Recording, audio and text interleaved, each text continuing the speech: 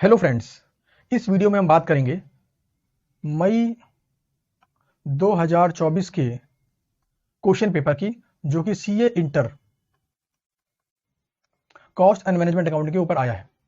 तो मई 24 में जो एक्चुअल में क्वेश्चन पेपर एग्जाम के अंदर आया है, हम उसको प्रॉपर्ली सॉल्व करेंगे। हम सारे क्वेश्चन सॉल्व करेंगे, एक भी क्वेश्चन नहीं छोड़ेंगे। और हर क्वेश्चन का जो आंसर है वो बहुत ही सिंप्लीफाइड फॉर्म में आपको मैं दूंगा, और आंसर मैं आपको दूंगा प्रॉपर्ली रिटन फॉर्मेट के अंदर।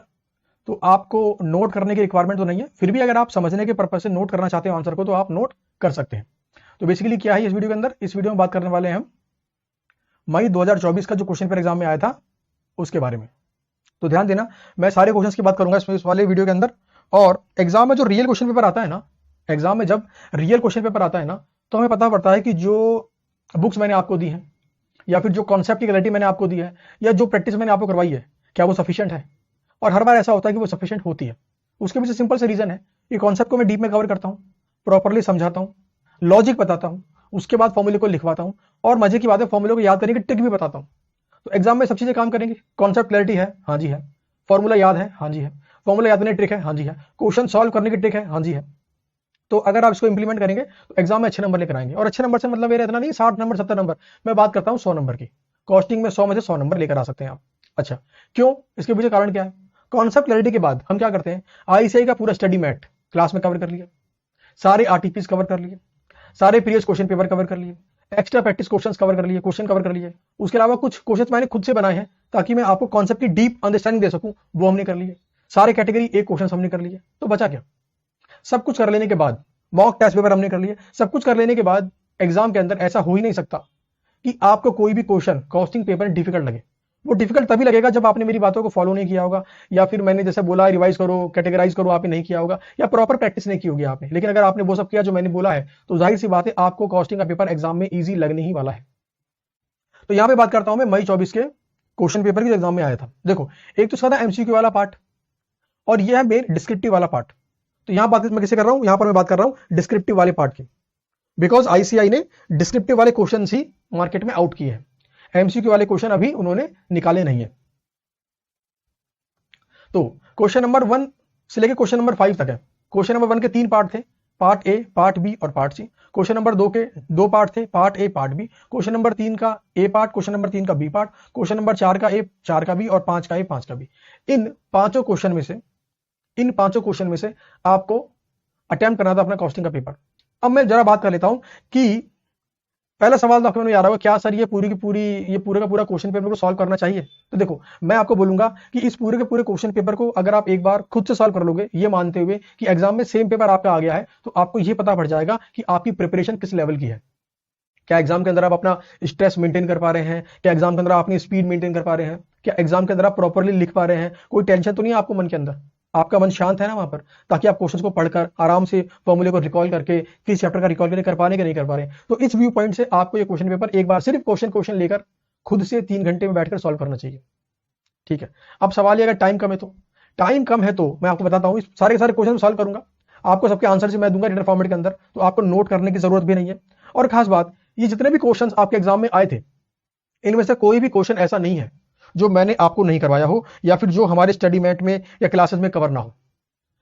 इसके अंदर क्वेश्चन नंबर 1 की बात करूं, क्वेश्चन नंबर 1 बी की बात करूं, किसी क्वेश्चन की बात कर लूं, ऐसा कोई क्वेश्चन है ही नहीं जो हमने क्लास में कवर नहीं करवाया। सब क्या लिखा है मैंने, similar question available in study mat, similar question available in study mat, similar question available in study mat, similar question available in study mat, and सारे के सारे similar question available in study mat.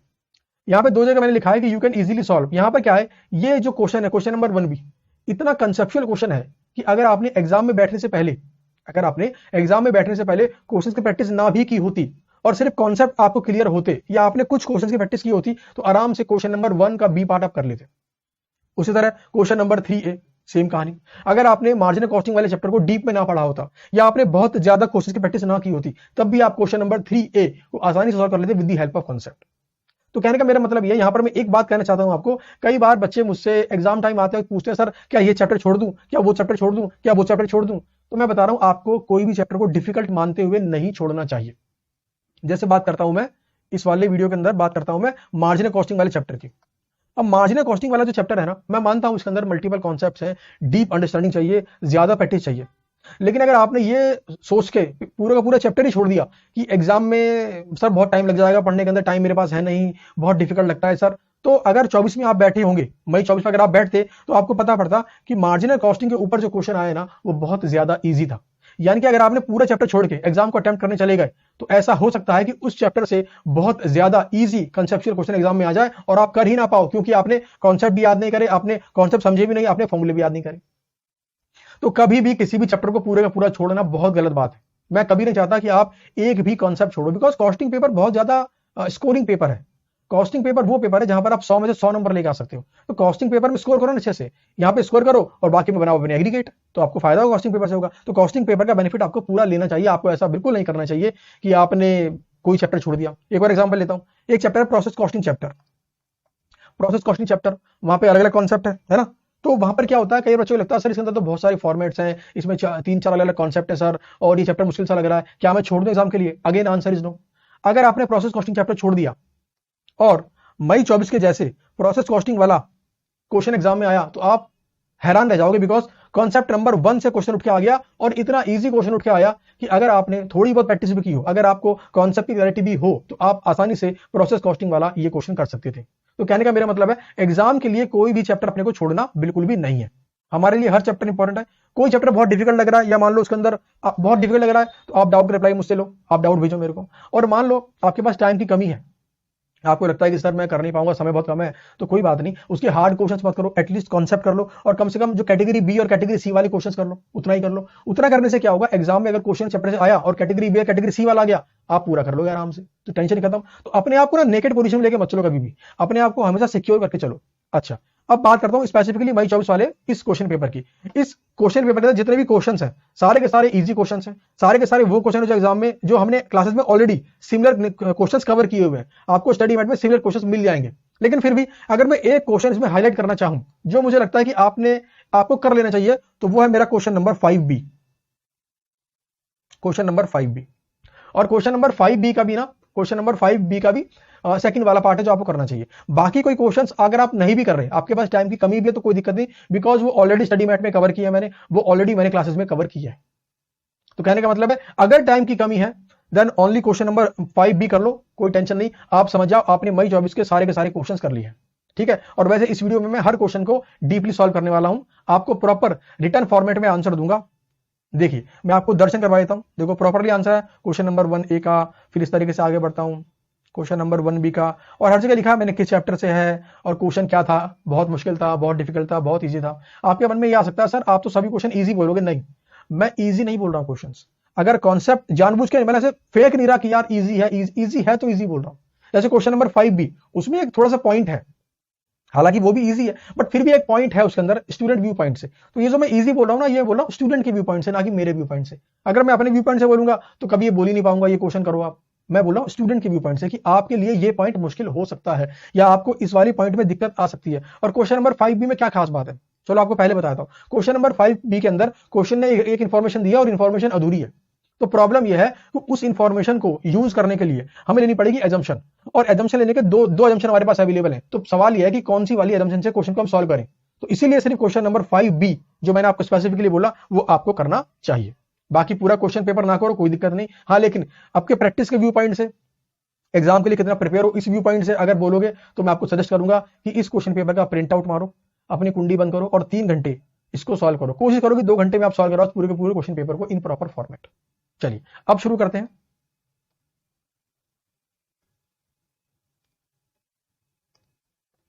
चलिए question number 1A, question number 1A, question number 1A, chapter का नाम है आपका material cost और concept है आपका इकोनॉमिक ऑर्डर क्वांटिटी। ये वाली बात ही मैंने आपको लिख के दे रखी है, तो आपको इसको भी नोट नहीं करना है। मैंने यहाँ पे लिख के दे रखा है कि किस चैप्टर से था क्वेश्चन और क्या कॉन्सेप्ट था जिसके ऊपर क्वेश्चन था। चलिए जी क्वेश्चन नंबर 1A को करते हैं।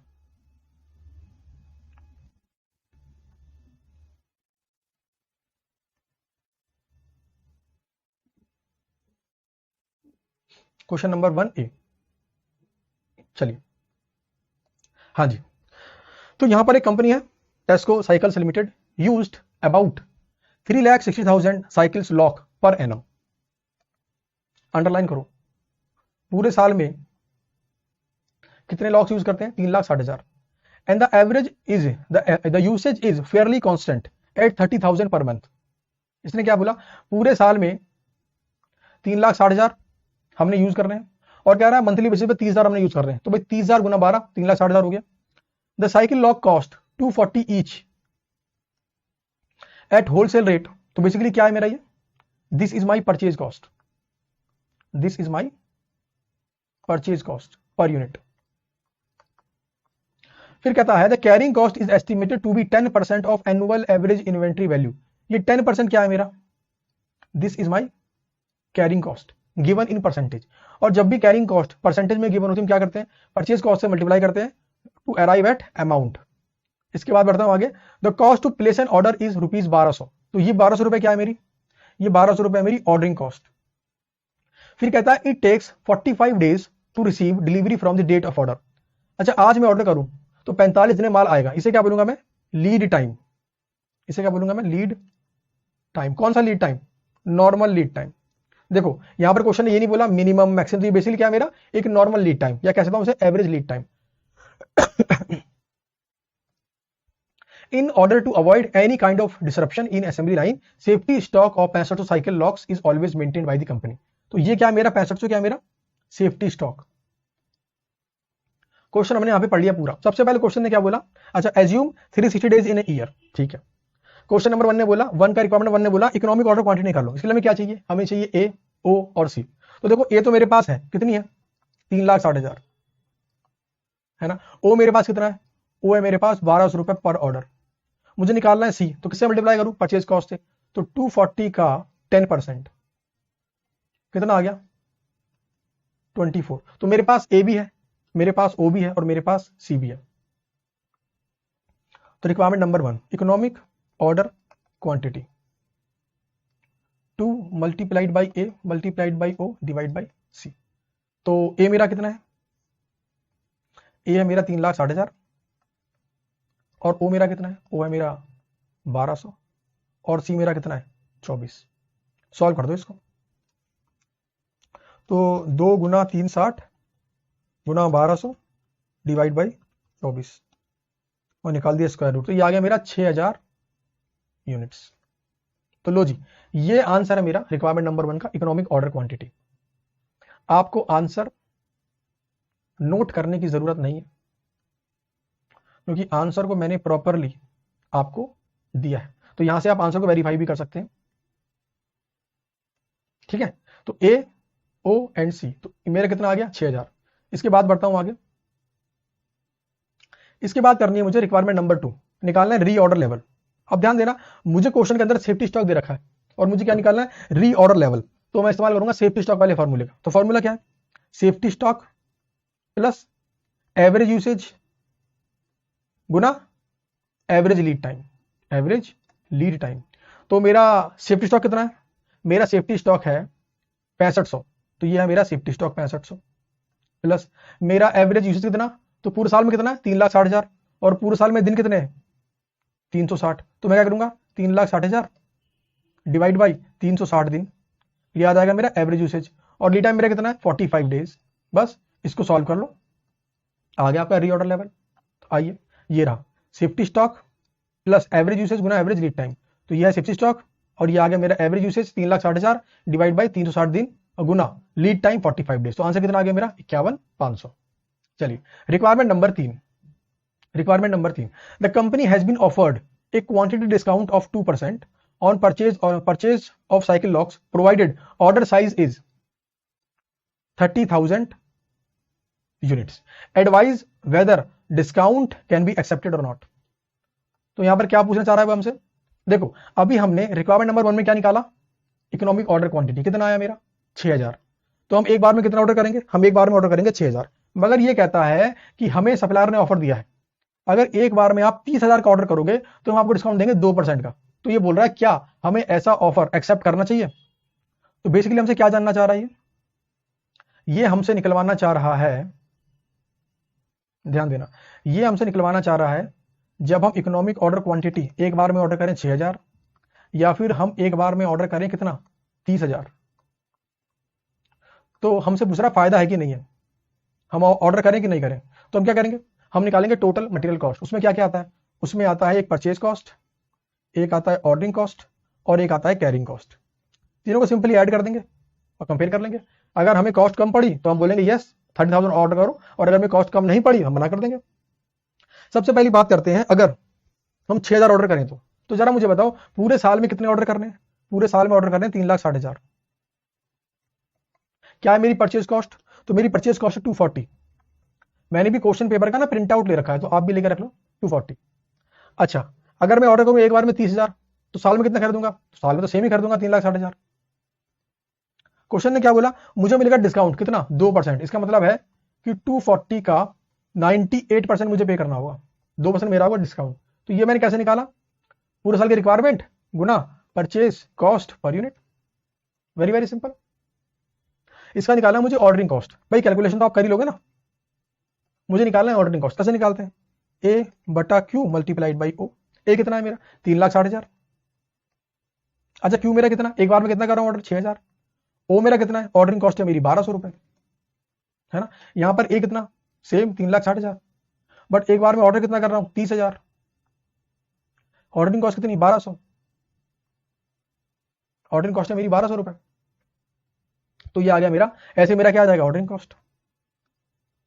इसका बात करते हैं कैरिंग कॉस्ट की। तो क्या होता है formula, Q by 2 multiplied by C, ये होता है। तो क्यू मेरा कितना है, क्यू है मेरा 6,000 डिवाइड बाई 2, कैरिंग कॉस्ट मेरी कितनी है 10%, यानी 240 का 10%।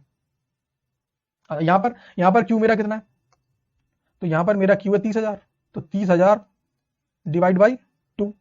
अच्छा 10% कैरिंग कॉस्ट है, मगर 240 मेरा 240 नहीं रहेगा, 240 का 98%, बिकॉज मुझे क्या मिल रहा है डिस्काउंट। तो 240 का 98% मल्टीप्लाइड अब करूंगा 10%।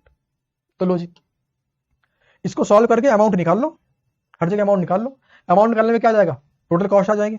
अगर टोटल कॉस्ट मेरी कम है तो बोलूंगा यस 30,000 में ऑर्डर करो। तो आइए मैं आपको दिखाता हूं आंसर इसका। तो ये रहा जी आंसर, वही सेम कहानी यहां पे करी है मैंने। देखो ए गुना परचेज कॉस्ट, फिर ए गुना परचेज कॉस्ट, मुझे क्या मिल गया डिस्काउंट 2% का। यहां पे क्या किया मैंने, वही ए बटा क्यू मल्टीप्लाइड बाई ओ। तो 360 है मेरा ए, एक बार में 6,000 मल्टीप्लाइड बाई 1,200। 360 है मेरा ए, एक बार में 30,000 मल्टीप्लाइड बाई 1,200। फिर यहाँ पे मैंने क्या किया, क्यू बाई 2 मल्टीप्लाइड बाई सी।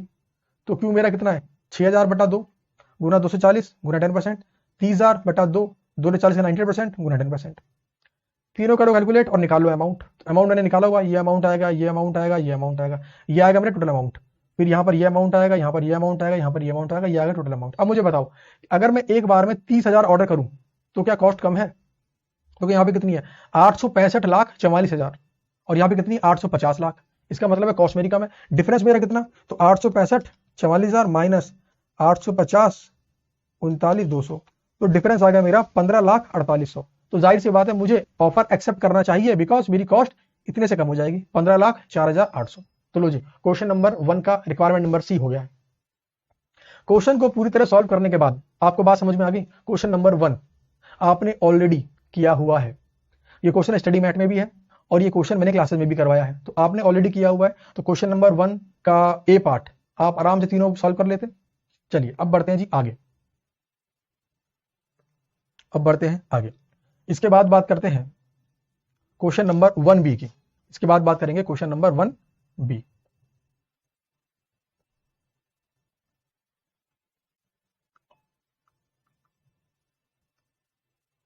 आइए जरा, कहता है a company producer 2 product A and B through a joint production process, the total joint production cost incurred is as under. यानी क्वेश्चन ने मुझे मुंह से बता दिया कि ये क्वेश्चन मेरा जॉइंट एंड बाय प्रोडक्ट वाले चैप्टर से है। इनके बने हैं 2 product A and B, okay. और टोटल जॉइंट कॉस्ट कितनी है मेरी, मेटेरियल है 20,000, लेबर है 10,000। इसके बाद आता हूं नीचे, मेरा variable overhead 6,000 and fix overhead मेरा 24,000। ये खर्चा मेरा किसका है, ये खर्चा मेरा दोनों को बनाने का है। ये क्या है मेरी joint cost, this is my joint cost. आइए फिर क्या गिवन है, कहता है product A and B can be sold for ₹20 per unit and 15 per unit. Basically क्या मेरा ये है मेरा selling price per unit. Okay, at spirit of point and the produced quantities are, product A की बनाई है 2000 और बी की बनाई है 4000। रिक्वायरमेंट नंबर 1 कहता है you are required to calculate the joint production cost allocation for each product using physical unit method. तो आपको पता है जब फिजिकल यूनिट मेथड को फॉलो करते हैं तो टोटल जॉइंट कॉस्ट को हम यूनिट्स के रेशियो में बांट देते हैं। टोटल जॉइंट कॉस्ट को हम यूनिट्स के रेशियो में बांट देते हैं। तो आइए जरा टोटल जॉइंट कॉस्ट निकालते हैं। सारे खर्चों को सिंपली ऐड कर दो। तो ये कितना है, 20 और 10 हो गया 30,000, 30 प्लस 6 36 और 36 प्लस 24 ये हो गया 60,000। यानी 60,000 मेरी क्या है टोटल जॉइंट कॉस्ट, और यूज करना है मुझे फिजिकल यूनिट मेथड। इसका मतलब है इसको बांट दूंगा मैं यूनिट्स के रेशियो में। यूनिट्स मेरी कितनी है 2000 और 4000। तो 60,000 को आप 2000:4000 के रेशियो में बांट दो, आपका आ जाएगा joint cost for A and joint cost for B. आइए मैं आपको आंसर वेरीफाई करवा देता हूं। देखिए मैंने वही किया यहाँ पे, टोटल जॉइंट कॉस्ट मेरी 60,000 है और उसको बांट दिया मैंने यूनिट्स के रेशियो में। तो 60,000 का 60,000 डिवाइड बाई कितना 6,000 गुना 2000, तो 20 आ गई मेरी ए की और 40 आ गई मेरी बी की। तो ये था मेरा फिजिकल यूनिट्स मेथड। सिंपल सी बात है, टोटल जॉइंट कॉस्ट को यूनिट्स के रेशियो में बांट दो। तो वेरी वेरी आसान, वेरी वेरी इजी। इसके बाद बात करते हैं मेथड नंबर 2। मेथड नंबर 2 है कंट्रीब्यूशन मार्जिन मेथड। तो ये मेथड क्या बोलता था, ये मेथड बोलता था कि टोटल जॉइंट कॉस्ट को बांटने से पहले उसका वेरिएबल पार्ट और फिक्स पार्ट अलग अलग कर लो। फिर क्या करो, वेरिएबल वाले को बांटो यूनिट्स के रेशियो में और फिक्स वाले को बांटो कंट्रीब्यूशन के रेशियो में, ये बोलता था। और कंट्रीब्यूशन कैसे आता है, sales minus variable cost. Simple सी बात बोलता था। आइए जरा अब पढ़ते हैं क्वेश्चन को और वेरिएबल फिक्स में अलग अलग करते हैं। जब तक क्वेश्चन कुछ ना बोले इसे हम क्या मानते हैं, ऑलवेज वेरिएबल। इसे क्या मानते हैं, वेरिएबल। तो 20 प्लस 10 और एक ये मेरा वेरिएबल। तो मेरा वेरिएबल कॉस्ट कितना हो गया, वेरिएबल पार्ट। तो 20 प्लस 10 30 प्लस 6 36 हो गया मेरा वेरिएबल वाला पार्ट। ओके, और इसे मानते हैं फिक्स। मानना क्या, क्वेश्चन ने मुंह से बोल रखा है। तो फिक्स कॉस्ट हो गया मेरा 24,000। तो मुझे करना क्या है, मुझे सबसे पहले 36,000 को बांटना यूनिट्स के रेशियो में, और यूनिट्स मतलब 2000:4000। तो 36,000 को बांट दूंगा मैं 2:4 के रेशियो में। आइए जरा, तो ये वाली बात मैंने आपको यहां पे करके दिखाई। ये है मेरा वेरिएबल पार्ट 36,000 और ये है मेरा फिक्स पार्ट। सबसे पहले मैंने वेरिएबल वाले पार्ट को बांट दिया यूनिट्स के रेशियो में। ये यूनिट्स, ए की 2000 बी की 4000, टोटल 6000। तो 36,000 डिवाइड बाई 6 गुना 2, तो 12 आ गया मेरा ए का वेरिएबल कॉस्ट। ये कौन सा पोर्शन है, ये पोर्शन है वेरिएबल। और उसके बाद जो डिफरेंस मेरा बच गया वो आ गया मेरा बी का वेरिएबल कॉस्ट। अब मुझे करना क्या है, इसके बाद मुझे बांटना है जो फिक्स कॉस्ट है मेरी 24,000, इसको किस रेशियो में, कंट्रीब्यूशन के रेशियो में। तो क्या निकालना पड़ेगा, total sales minus total variable cost, और क्या आ जाएगा टोटल कंट्रीब्यूशन। टोटल सेल्स कैसे आएगा, क्वेश्चन में यूनिट्स गिवन है, कितने यूनिट्स बेची, और क्वेश्चन में सेलिंग प्राइस भी गिवन है। तो यूनिट्स गुना सेलिंग प्राइस, क्या आ जाएगा मेरा टोटल सेल्स। तो वो मैंने कर दिया, 40,000 आ गया मेरा ए की सेल्स और 60 आ गया मेरा बी की सेल्स। कैसे किया, 2000 गुना 20 40,000, 4000 गुना 15 60,000। तो 40 आ गया मेरा ए की सेल्स और 60 आ गया मेरा बी की सेल्स। और वेरिएबल कॉस्ट मैंने यहाँ पे निकाला अभी, ये रहा 12 और 24। तो 40 माइनस 12 28 आ गया मेरा कंट्रीब्यूशन, 60 माइनस 24 36,000 आ गया मेरा कंट्रीब्यूशन। तो करना क्या है मेरे को, इस 24,000 को जो कि मेरी फिक्स कॉस्ट है इसको मार दूंगा मैं कंट्रीब्यूशन के रेशियो में। तो पहले मैंने कंट्रीब्यूशन का रेशियो निकाल लिया भाई, 28 प्लस 36 अगर मैं करूं कितना आ रहा है मेरा, ये 64,000। तो मैं चाहूं तो ऐसा भी कर सकता हूं कि इस 24,000 को बांट दो 28:36 के रेशियो में, सेम बात आएगी। बांट के देखो जरा, तो 28 प्लस 36 होता है मेरा 64, 28 प्लस 36 होता है मेरा 64। तो 24,000 डिवाइड बाई 64 गुना 28, तो 10,500 आ गया मेरा फिक्स इसका, और बाकी बैलेंस आ गया मेरा इसका, यानी ए का और बी का। अब ध्यान देना, मेरा वेरिएबल पार्ट आ गया यहां पर और फिक्स पार्ट आ गया यहां पर, दोनों को ऐड कर दो, 12,000 प्लस 10,500, तो ये हो गया मेरा ए का जॉइंट कॉस्ट। उसके बाद बी का 24 आ गया वेरिएबल और 13,500 है फिक्स, तो 24 प्लस 13,500 ऐड कर दो, ये आ गया मेरा बी का टोटल जॉइंट कॉस्ट। तो लो जी, वेरी वेरी सिंपल। ऐसा क्वेश्चन एग्जाम में जाने से पहले आपने ना भी किया हो, सिर्फ कॉन्सेप्ट याद हो, आपको मेथड का मीनिंग पता हो, मेथड में क्या करना है ये पता हो, और कैटेगरी बी या कैटेगरी सी वाले क्वेश्चंस भी आपने किए हो तो एग्जाम में कर सकते हो आप। चलिए इसके बाद बढ़ते हैं आगे।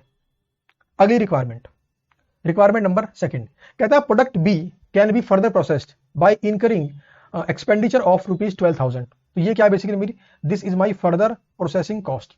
Loss in further processing is 2%. Okay, it can be sold at the rate 18 per unit. Explain the impact on profitability if product B is further processed.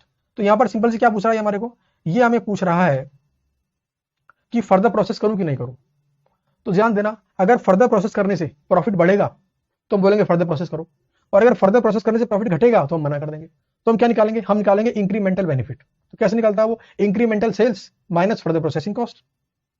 तो इंक्रीमेंटल सेल्स कैसे आएगी, तो sales value after further processing minus करेंगे sales value before further processing.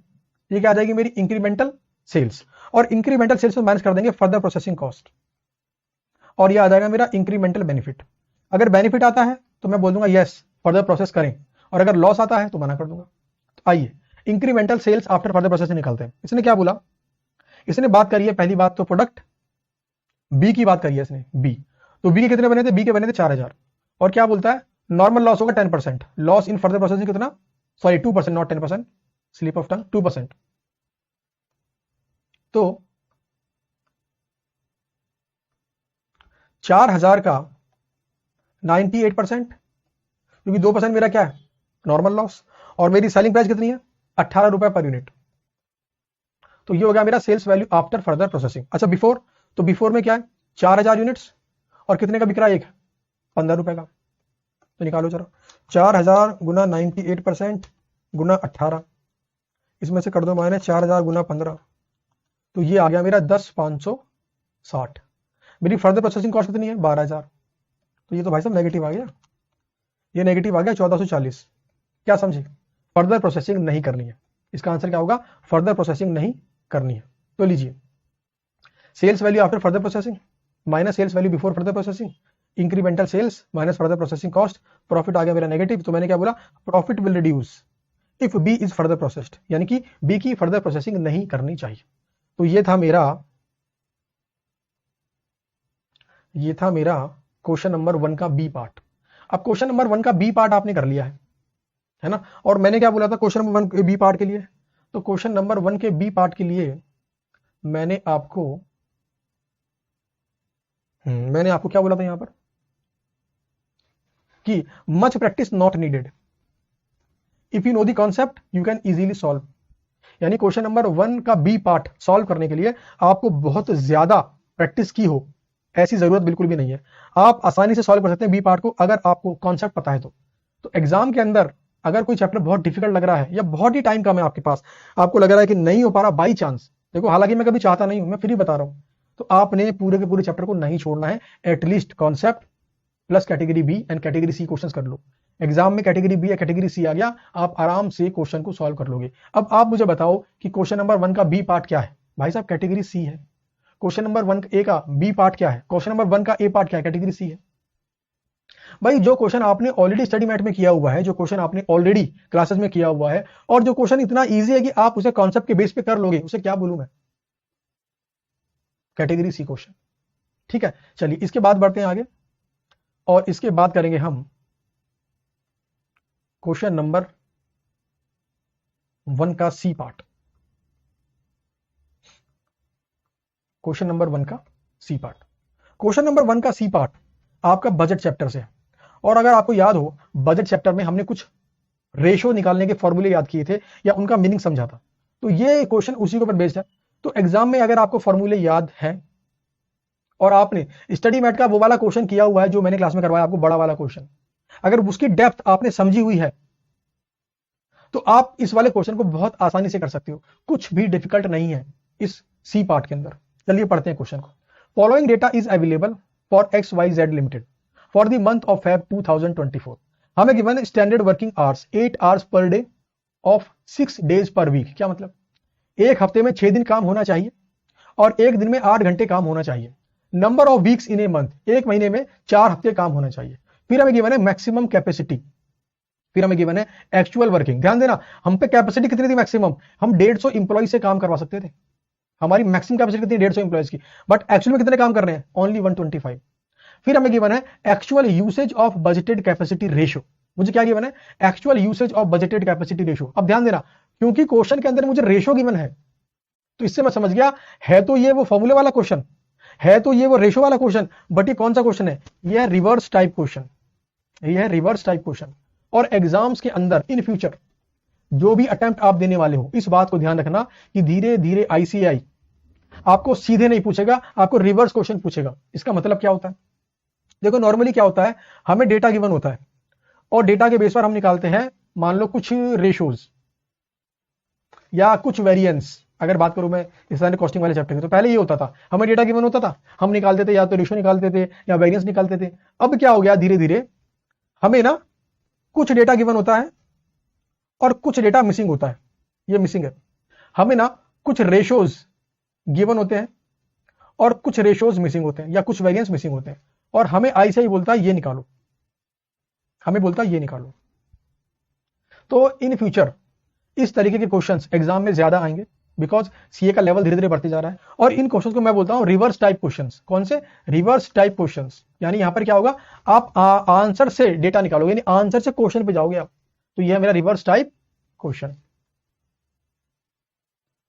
तो question number 1 का C part ऐसा था, but very very easy. सबसे पहले मुझे क्या गिवन है? मुझे गिवन है actual usage of budgeted capacity ratio. इसका फॉर्मूला क्या था?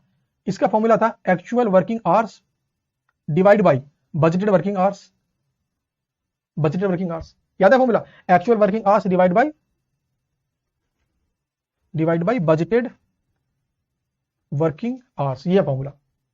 अच्छा इसके बाद बात करते हैं एफिशिएंसी रेशियो की। हमें गिवन है एफिशिएंसी रेशियो, कितना गिवन है? 110%। इसका फॉर्मूला क्या है? इसका फॉर्मूला है standard hours for actual output divide by actual working hours, ये फॉर्मूला है। याद आ गया फॉर्मूला? अच्छा हमें ये क्वेश्चन में गिवन है। क्वेश्चन हमें क्या बोला? क्वेश्चन हमें बोला you are required to calculate the following. पहला हमें क्या निकालना? एक्चुअल आवर्स वर्कड, यानी हमें एक तो निकालना है एक्चुअल आवर्स वर्कड, यानी कि हमें एक ये निकालना है। फिर हमें निकालना है standard hours for actual output, फिर हमें ये निकालना है। फिर हमें निकालना है एक्टिविटी रेशियो, और फिर हमें निकालना है स्टैंडर्ड कैपेसिटी यूसेज रेशियो। फिर हमें क्या निकालना है? Standard capacity usage ratio. इसका फॉर्मूला क्या था? स्टैंडर्ड कैपेसिटी यूसेज रेशियो, इसका फॉर्मूला था budgeted working hours divide by maximum hours गुना 100। ओके, तो ये हमने पूरा क्वेश्चन पढ़ लिया। सबसे पहले मुझे बात बताओ, क्वेश्चन के अंदर मुझे गिवन है आपकी एक्चुअल एम्प्लॉय कितने काम करें? 125। तो अगर मैं निकालना चाहूं बजटेड वर्किंग आवर्स, अगर मैं निकालना चाहूं बजटेड वर्किंग आवर्स, तो क्या निकाल पाना पॉसिबल है? तो ध्यान दीजिए, इस इंफॉर्मेशन के बेस पर निकाल रहा हूं बजटेड वर्किंग आवर्स। तो देखो 125 एम्प्लॉय है, 125 एम्प्लॉय को कितने घंटे काम करना चाहिए था एज पर बजट? तो 125 एम्प्लॉय हैं, पूरे महीने में 4 वीक, और एक वीक में 6 डेज, और एक दिन में 8 घंटे। तो निकालो जरा, 125 गुना 4 गुना 6 गुना 8, तो ये आ गया मेरा 24,000 घंटे। तो ये आ गया मेरा 24,000 घंटे। बात समझ में आई? अब जरा ध्यान दो, मेरे को गिवन है actual usage of budgeted capacity ratio कितना? 86%। ये वाली फिगर मैंने निकाल लिया, बजटेड वर्किंग आवर्स कितना? 24,000 घंटे। तो क्या मैं AHW निकाल सकता हूं? AHW आराम से निकाल लूंगा। तो ध्यान देना, क्या करूं, यहीं पे करवा दूं क्या? इसको मिटाकर मैं ऊपर लिख देता हूं ताकि थोड़ा स्पेस ही बन जाएगा। यहां पे लिख देता हूं मैं 125 एम्प्लॉय, एक महीने में 4 वीक, एक वीक में 6 दिन, और एक दिन में 8 घंटे। तो ये आ गया मेरा 125 गुना 4 गुना 6 गुना 8, ये आ गया मेरा 24,000 घंटे। तो यानी कि मैंने ये निकाल लिया। तो इसका मतलब क्या हुआ? AWH divide by 24,000। इसको सॉल्व करो तो क्या आएगा मेरा? इसको सॉल्व करने मेरा आएगा AHW बराबर 24,000 का 86%। कितना आ गया ये आ गया मेरा 20,640 घंटे। 20,640 घंटे। तो लो जी, इसका आंसर आ गया मेरा 20,640 घंटे। अब मुझे क्या निकालना है? मुझे निकालना है standard hours for actual output. मुझे क्या गिवन है? Efficiency ratio. और मैंने एक्चुअल वर्किंग आवर्स भी निकाल लिया। ये कितना है मेरा? 20,640। तो मुझे बताओ, क्या इसका इस्तेमाल करके आप standard hours for actual output निकाल सकते हो? Answer is yes. तो standard hours for actual output बराबर होगा 20,640 का 110%। तो ये कितना आ गया, ये आ गया मेरा 22,704, 22,704। तो लो जी, इसका आंसर भी आ गया 22,704। आप टेंशन मत लेना, आंसर आपको मैंने प्रॉपर रिटर्न फॉर्मेट में दिए हुए हैं। इसके बाद मुझे निकालना है एक्टिविटी रेशो। एक्टिविटी रेशो, आइए जरा एक्टिविटी रेशो। तो एक्टिविटी रेशो यहां पे लिख देता हूं मैं। एक्टिविटी रेशो, इसको निकालने का फॉर्मूला क्या होता है? इसको निकालने का फॉर्मूला होता है standard hours for actual output divide by budgeted hours for budgeted output गुना 100। यह फॉर्मूला होता है निकालने का एक्टिविटी रेशो। अच्छा, रिक्वायरमेंट नंबर 2 का भी सॉल्व करते हुए आपने ये तो निकाल लिया, SHAO तो निकाल लिया आपने। तो इसके अंदर आपने 22,704 घंटे तो निकाल लिया। अच्छा, इसके बाद budgeted hours for budgeted hours for budgeted output, ये आपने अभी निकाला था यहां पर 24,000 घंटे, ये रहा 24,000 घंटे बजटेड वर्किंग आवर्स। तो डिवाइड बाय कर दो 24,000 आवर गुना 100, कितना आ गया ये? तो 22,704 divide by 24,000 in terms of percentage 94.60%। तो लीजिए एक्टिविटी रेशो आ गया मेरा। इसके बाद मुझे निकालना है अगला स्टैंडर्ड कैपेसिटी यूसेज रेशो। आइए जरा यहां पे लिख लेता हूं मैं, स्टैंडर्ड कैपेसिटी यूसेज रेशो। इसको निकालने का फॉर्मूला क्या? Budgeted working hours divide by maximum hours गुना 100। अच्छा, बजटेड वर्किंग आवर्स भी निकाला था मैंने 24,000 घंटे निकाला नहीं यहां पर मैंने, बच्चे 24,000 घंटे वाला बजटेड वर्किंग आवर्स। अब मुझे क्या निकाला? मैक्सिमम। तो मैक्सिमम मतलब depending upon maximum number of employees.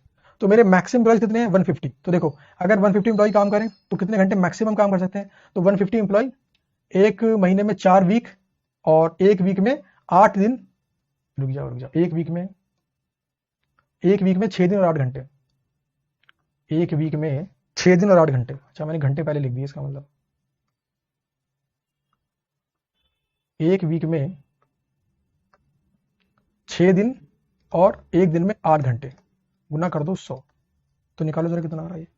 150 employ, एक महीने में 4 वीक, एक वीक में 6 दिन और एक दिन में 8 घंटे। तो ये आ गया मेरा 28,800। तो 24 डिवाइड बाई 28,800, तो ये आ गया मेरा 83.33%। 34 कर लो इसको आप। तो लो जी, क्वेश्चन नंबर 1 का पार्ट नंबर सी यानी 1C सॉल्व हो गया। आपको आंसर मैंने प्रॉपर फॉर्मेट में दिया है, तो आपको नोट करने की टेंशन नहीं है कोई। अच्छा, ये काट दो, अगर आपके में है तो इसे काट दो। ये 2 बार रिपीट हो गया, ये वाला दोबारा से नीचे आ गया है ना, तो इसको मिटा देना अगर आपके में है तो। तो ये हो गया मेरा एक्टिविटी रेशियो 94.6% और ये है मेरा स्टैंडर्ड कैपेसिटी यूसेज रेशियो। तो ये मेरा क्वेश्चन नंबर 1 का सी पार्ट हो गया। चलिए इसके बाद बढ़ते हैं आगे। तो बहुत इजी था। चलिए इसके बाद बढ़ते हैं आगे। ये आंसर गिवन है, नीचे आयशा ने आंसर दिया अपना, ध्यान दीजिए। मैंने जो आपको आंसर दिया है सिंप्लीफाइड फॉर्म में दिया है, एक बार गो थ्रू करेंगे, बात आसानी से समझ में आएगी। चलिए क्वेश्चन नंबर 2 का part number A, question number 2 का पार्ट नंबर ए निकाल लो। क्वेश्चन नंबर 2 का पार्ट नंबर ए, ये हमारा एक्टिविटी बेस्ड कॉस्टिंग वाले चैप्टर से है और ऐसा सिमिलर क्वेश्चन आपने ऑलरेडी किया हुआ है। कैटेगरी सी क्वेश्चन था, इसमें कुछ भी डिफिकल्ट नहीं है। चलिए अब पढ़ते हैं क्वेश्चन को।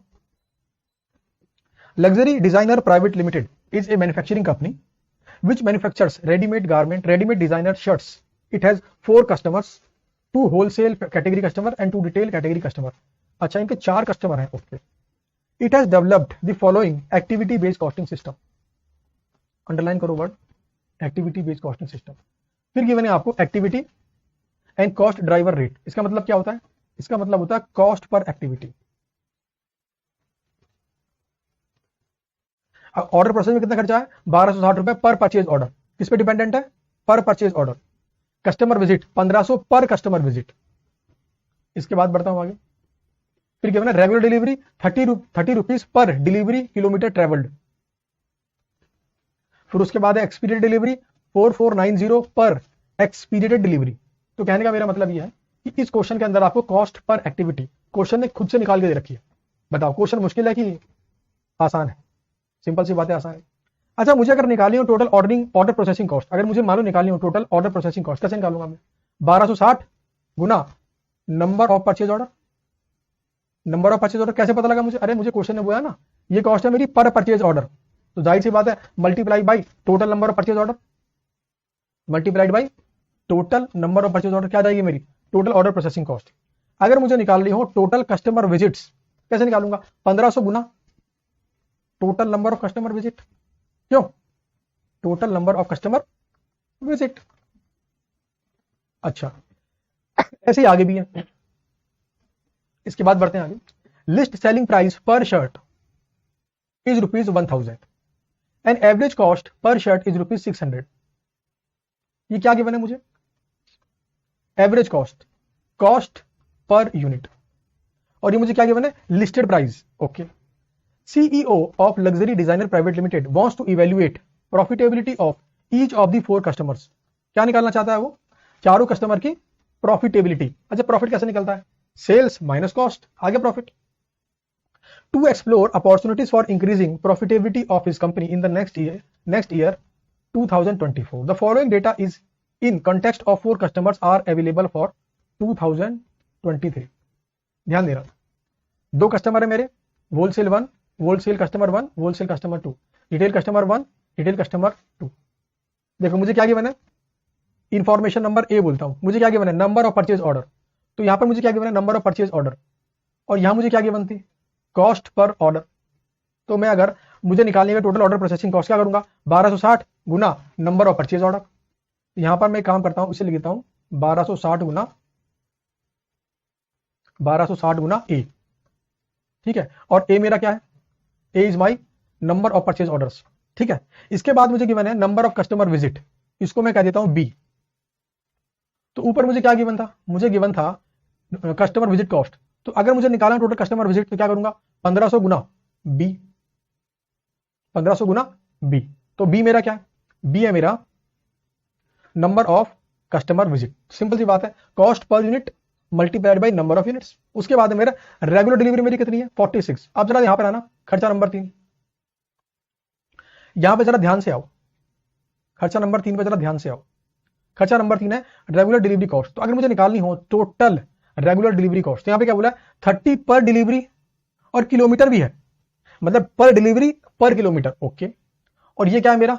रेगुलर डिलीवरी, और इसके नीचे क्या गिवन है? किलोमीटर्स ट्रेवल्ड पर डिलीवरी। इसका मतलब है इसको मैं अगर कह दूं सी और इसको मैं अगर कह दूं डी, तो मुझे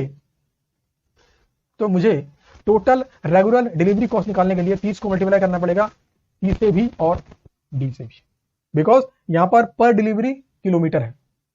ओके, तो सी गुना डी। अच्छा, इसके बाद अगला है मेरा एक्सपीडिएटेड डिलीवरी यानी इमरजेंसी डिलीवरी। तो ये मेरा ई बोल लेता हूं उसको मैं। ऊपर मुझे क्या गिवन है? तो यहां पे निकालना टोटल एक्सपीडिएटेड डिलीवरी कॉस्ट क्या करूंगा? 4490 गुना ई। सिंपल सी बात है। इसके बाद बढ़ता हूं आगे।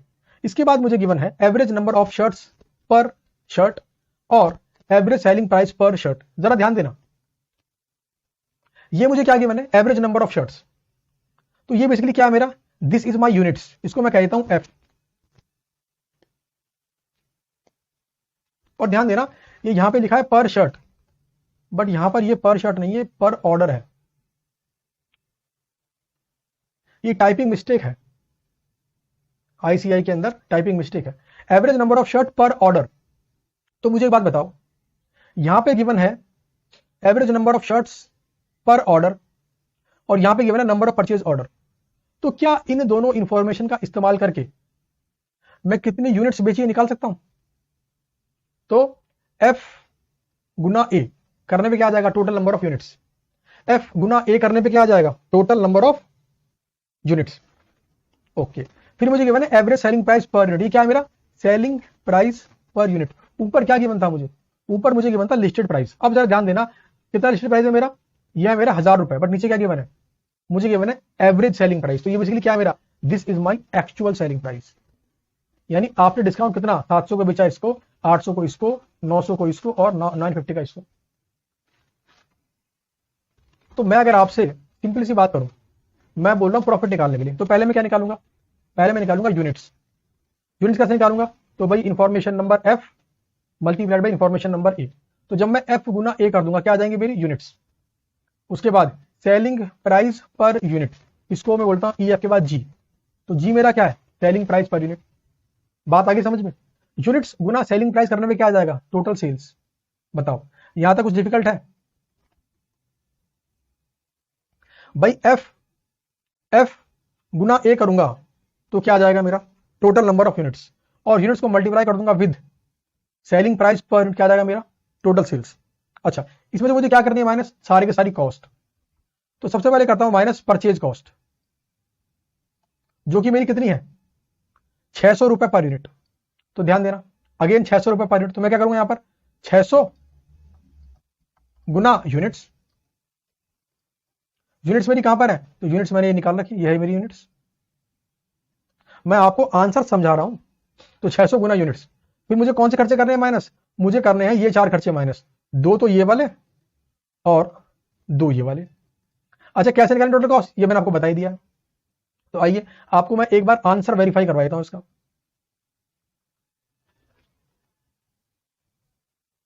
देखो सबसे पहले मैंने क्या निकाला, यूनिट्स कितनी बेची है, कैसे निकाला, total number of purchase order Guna average number of shirts पर ऑर्डर, और क्या आ गया मेरी, टोटल नंबर ऑफ यूनिट्स। यह मेरी यूनिट्स, मल्टीप्लाई तो आप कर ही लेंगे, मैथमेटिकल बात है। सेलिंग प्राइस मुझे क्वेश्चन में गिवन था, तो जब सेलिंग प्राइस को मल्टीप्लाई करूंगा बाय यूनिट्स, क्या आ जाएगी मेरी, सेल्स। तो ये आ गई मेरी सेल्स। सेल्स में क्या करूंगा माइनस सारे खर्चे। सबसे पहला वाला खर्चा कौन सा है, परचेज कॉस्ट ऑफ शर्ट, क्या है 600 रुपए पर यूनिट। तो 600 तो मुझे पता ही है, और यूनिट्स मैंने यहां पे निकाल ली। तो 600 गुना यूनिट्स, ये आ जाएगा मेरा परचेज कॉस्ट। अगला खर्चा ऑर्डरिंग कॉस्ट, अगला खर्चा क्या है मेरा, ऑर्डरिंग कॉस्ट। तो 1260 गुना number of orders, number of orders question में गिवन है, तो ये आ गई मेरी ऑर्डरिंग कॉस्ट। इसके बाद है विजिट कॉस्ट, तो 1500 रुपए गुना number of visits, number of visit मुझे क्वेश्चन में गिवन है, तो ऐसे आ जाएगी मेरी विजिट कॉस्ट। इसके बाद रेगुलर डिलीवरी कॉस्ट, तो 30 रुपए गिवन है मुझे, multiplied by delivery, multiplied by kilometre पर डिलीवरी, ये दोनों इंफॉर्मेशन मुझे क्वेश्चन में गिवन है, तो ये आ जाएगी मेरी रेगुलर डिलीवरी कॉस्ट। इसके बाद एक्सपीडिएटेड डिलीवरी कॉस्ट, तो 4490 गुना नंबर ऑफ एक्सपीडिएटेड डिलीवरीज, तो ये आ गई मेरी कॉस्ट। सारे खर्चों को ऐड कर दो, क्या आ जाएगी मेरी टोटल कॉस्ट। टोटल सेल में से निकालो, टोटल सेल से माइनस करो टोटल कॉस्ट, क्या आ जाएगा मेरा टोटल इनकम। तो क्वेश्चन मुझे क्या निकालने के लिए बोला था, क्वेश्चन मुझे बोला था इनकम निकालो और क्या निकालो, प्रॉफिटेबिलिटी। क्या निकालना था, customer wise income and operating income as a percentage of revenue, और रैंक भी करना उनको, and rank them on the basis of relative profitability. आइए जरा, तो ये निकाली मैंने परसेंटेज। कैसे निकाली मैंने परसेंटेज, तो भाई सेल्स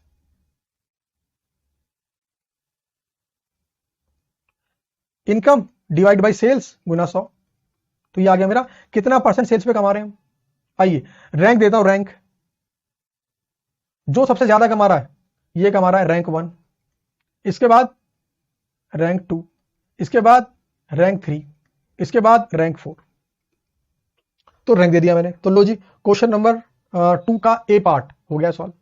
अब आप बताओ इस एक्टिविटी बेस्ड कॉस्टिंग वाले क्वेश्चन के अंदर क्या कुछ मुश्किल था, आंसर इज नो।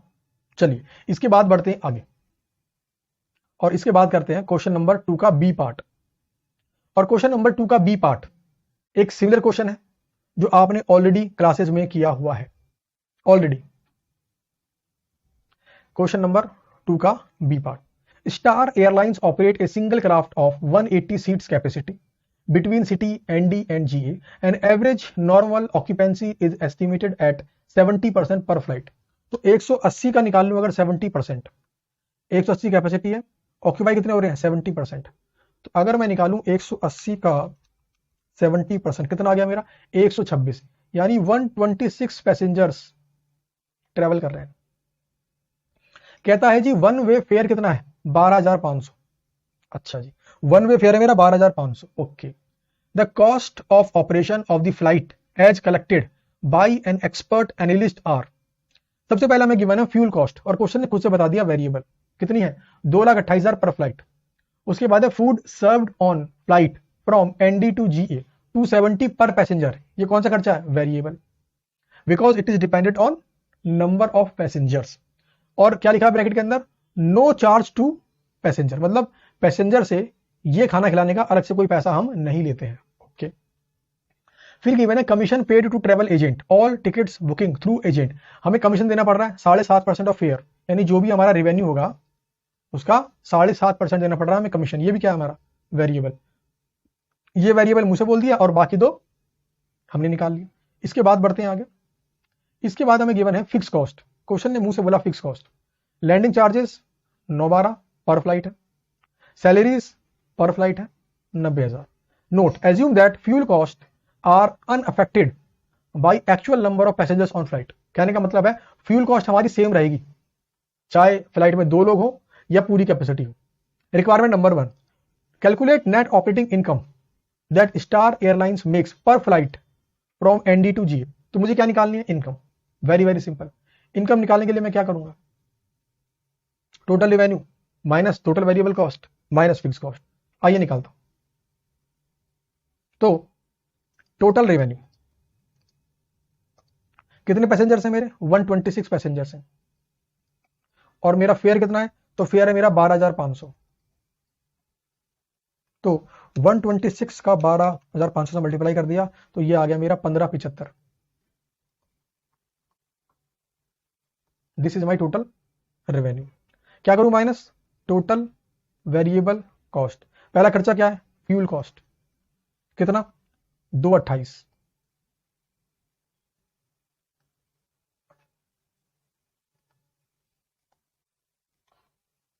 उसके बाद मुझे गिवन है फूड कॉस्ट, कितना है 270 पर पैसेंजर, यानी 126 पैसेंजर गुना 270।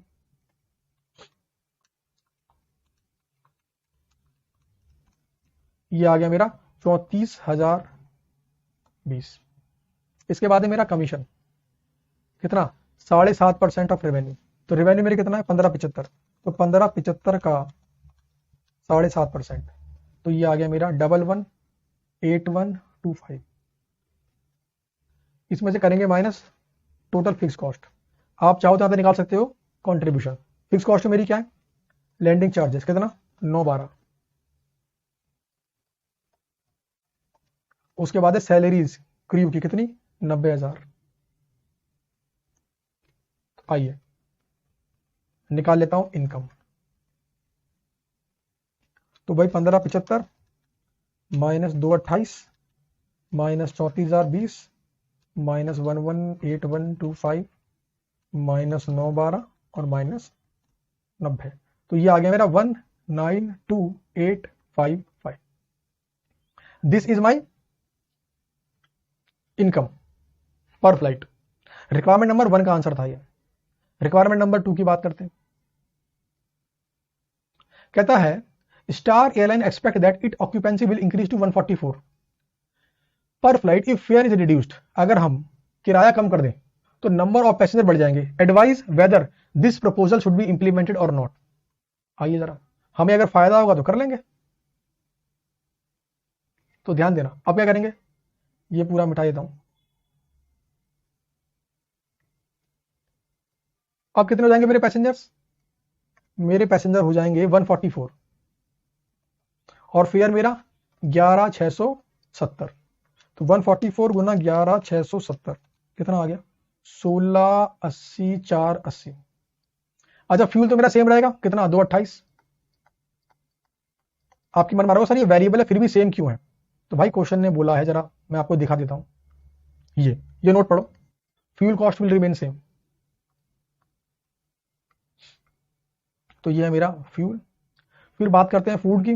तो अब हो गए मेरे 144 पैसेंजर, तो 144 गुना 270 ये कितना आ गया 38,880। कमीशन 7.5%, तो 1680 480 का 7.5%, तो ये आ गया 126036।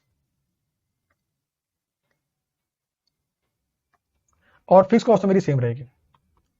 तो निकाल लेता हूं भाई 1680 480 माइनस 228 126,036 9 12 और 90,000। तो ये आ गया मेरा 285564। तो अगर इनकम बढ़ रही है तो प्रपोजल एक्सेप्ट करो। तो आइए एक बार मैं आपको इसके आंसर के दर्शन करवाया था। तो ये रहा मेरा रिक्वायरमेंट नंबर 2 का आंसर। कितना आ गया इनकम? 285। पहले कितनी थी? 192। तो इनकम मेरी बढ़ रही है, तो मैं क्या बोलूंगा? यस, इनकम मेरी बढ़ेगी, तो प्रपोजल शुड बी इंप्लीमेंटेड। तो यह है क्वेश्चन नंबर 2 का बी पार्ट। अब आप बताओ, ऐसा सिमिलर क्वेश्चन क्या आपने क्लास में ऑलरेडी किया हुआ नहीं है?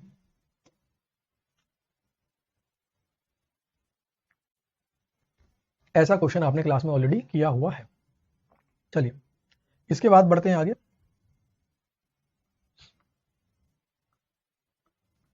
क्वेश्चन नंबर 3 पे आते हैं।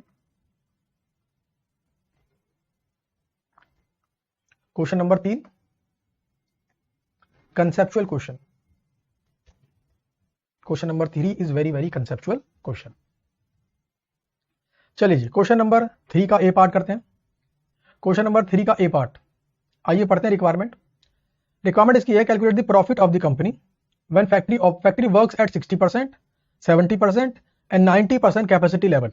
कहने का मतलब है फैक्ट्री अगर 60% पे काम करे तो कितना प्रॉफिट कमाएगी, 70 पे करे तो कितना कमाएगी, और 90 पे करे तो कितना कमाएगी। हमें निकालना प्रॉफिट, और प्रॉफिट निकालने का सिंपल तरीका होता है total sales minus total cost. Total cost में वेरिएबल कॉस्ट भी होगी, फिक्स कॉस्ट भी होगी। चलिए पढ़ते हैं क्वेश्चन को।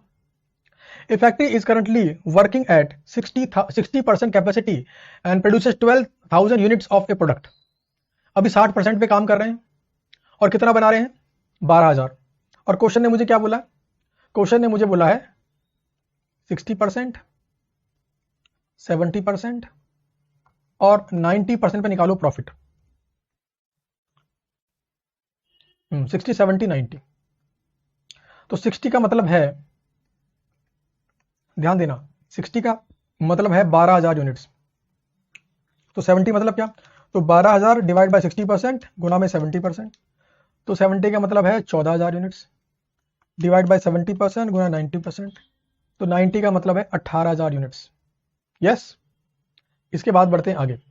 Management is thinking to increase working capacity either 70 और 90। It is estimated that at both the levels it will be sell all the produced units. यानी जितना बनाएंगे पूरा बेच देंगे। Okay, the other details are as under. Other details are as under. हमें given है at 70% capacity the cost of raw material increases by 4% and selling price falls by 3%।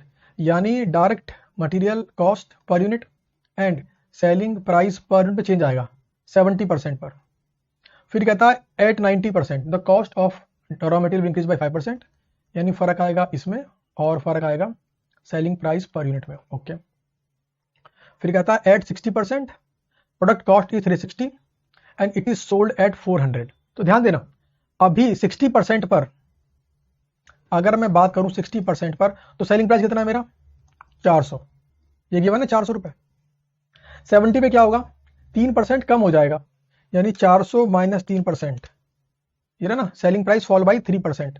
तो 400 minus 3% तो हो जाएगा 388। और 70% पर फॉल बाई 4%, तो 400 माइनस 4% कितना आ गया? 384। तो अगर मैं यहां पे सेलिंग प्राइस लिखूं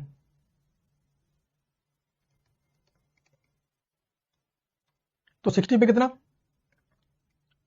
400। 70 पे कितना? 388 और 90 पे कितना? 384। चलिए फिर इसने क्या बोला? डीएमसी के लिए बोला।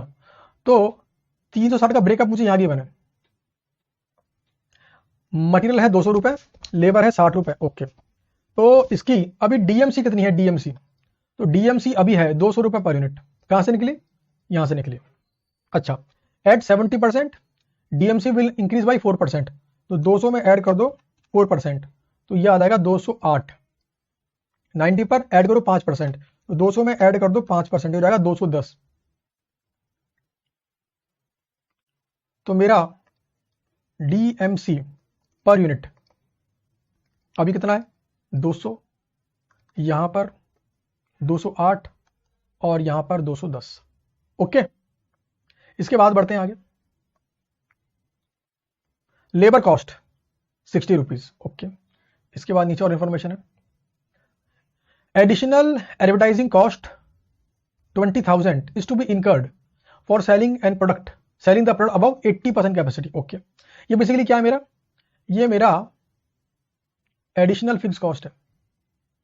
आइए ऊपर बात करते हैं, ये क्या है मेरा direct labour cost per unit. इसके बारे में क्वेश्चन ने कुछ भी नहीं बोला, मतलब सब में सेम रहेगा। ये direct labour cost per unit 60 रुपये रहेगा यहाँ पर, 60 रुपये रहेगा यहाँ पर, और 60 रुपये रहेगा यहाँ पर। इसके बाद बात करते हैं फैक्ट्री ओवरहेड, कहता है 60 रुपये बट 50% फिक्स्ड है। तो बताओ वेरिएबल कितना फिक्स कितना, तो वेरिएबल हो गया मेरा 30 रुपये और फिक्स है मेरा 30 रुपये। बट फिक्स निकालें, क्या निकालूंगा मैं, टोटल में। फिक्स निकालते हैं हमेशा टोटल में, तो 30 गुना नंबर ऑफ यूनिट्स, अभी कितनी बना रहा हूं मैं, 12,000। कितना आ गया ये, 3,60,000। तो इसका मतलब क्या हुआ, इसका मतलब variable factory overhead per unit है मेरा 30 रुपये,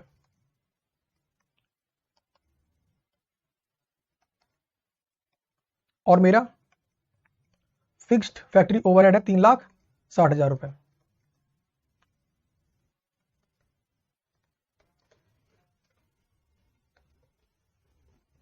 आ रही है जी बात समझ में।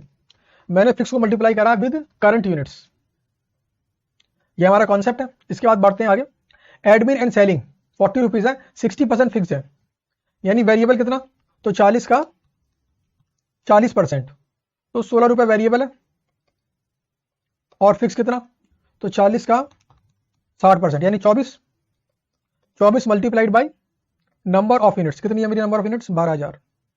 तो 24 गुना 12, 288। तो यहां पे लिख रहा हूं मैं, variable admin and selling overhead मेरा कितना है, 40 का 40%, यानी 16 एंड 16। इसके बाद है मेरा फिक्स्ड एडमिन ओवरहेड, कितना है, 288। तो यह है मेरा 288, यहां पर भी 288, और यहां पर भी 288। बट क्वेश्चन ने एक बात बोली है नीचे, और उसने क्या बोला है कि 80% से ऊपर जाते ही कितना बढ़ जाएगा, 20,000, ओके। तो मैं 80 से ऊपर कहां पर हूं, मैं 80 से ऊपर तो सिर्फ यहां पर हूं। इसका मतलब है यहां पर 288 प्लस 20 और ऐड कर दो, तो ये हो गया मेरा 3,08,000। तो ये बात समझ में आ गई। अगर आपको ये टेबल समझ में आ गई है तो आप आसानी से निकाल सकते हो प्रॉफिट। कैसे निकालोगे, देखो यूनिट्स मुझे यहां गिवन है, सेलिंग प्राइस मुझे ये गिवन है, तो यूनिट्स गुना सेलिंग प्राइस पर यूनिट क्या आ जाएगा मेरा, टोटल सेल्स। फिर निकालना है मुझे वेरिएबल, तो देखो ये है मेरा वेरिएबल, ये है मेरा वेरिएबल, ये है मेरा वेरिएबल, ये है मेरा वेरिएबल, यानी कि ये 4 अमाउंट मेरे वेरिएबल है, एक तो ये, एक ये, एक ये, और एक ये। इन वेरिएबल को निकालने क्या करना पड़ेगा, multiplied by number of units. Units मेरी गिवन है 12, 14, 18, तो क्या आ जाएगा मेरा total variable cost by units गुना वेरिएबल कॉस्ट पर यूनिट, यानी डीएमसी पर यूनिट गुना यूनिट्स, डीएलसी पर यूनिट गुना units, and variable factory overhead per unit गुना units, variable admin overhead per unit गुना यूनिट्स। तो क्या आ जाएगा मेरा टोटल वेरिएबल कॉस्ट। तो टोटल सेल्स आ गई माइनस टोटल वेरिएबल कॉस्ट आ गई, क्या आ जाएगा टोटल कंट्रीब्यूशन, और क्या करना है माइनस फिक्स कॉस्ट। तो ये रही मेरी फिक्स कॉस्ट 360, 360, 360, और ये रही 288, 288 और 3,08,000। बस इतना सा काम कर दो आप, आपका ये क्वेश्चन सॉल्व हो गया है।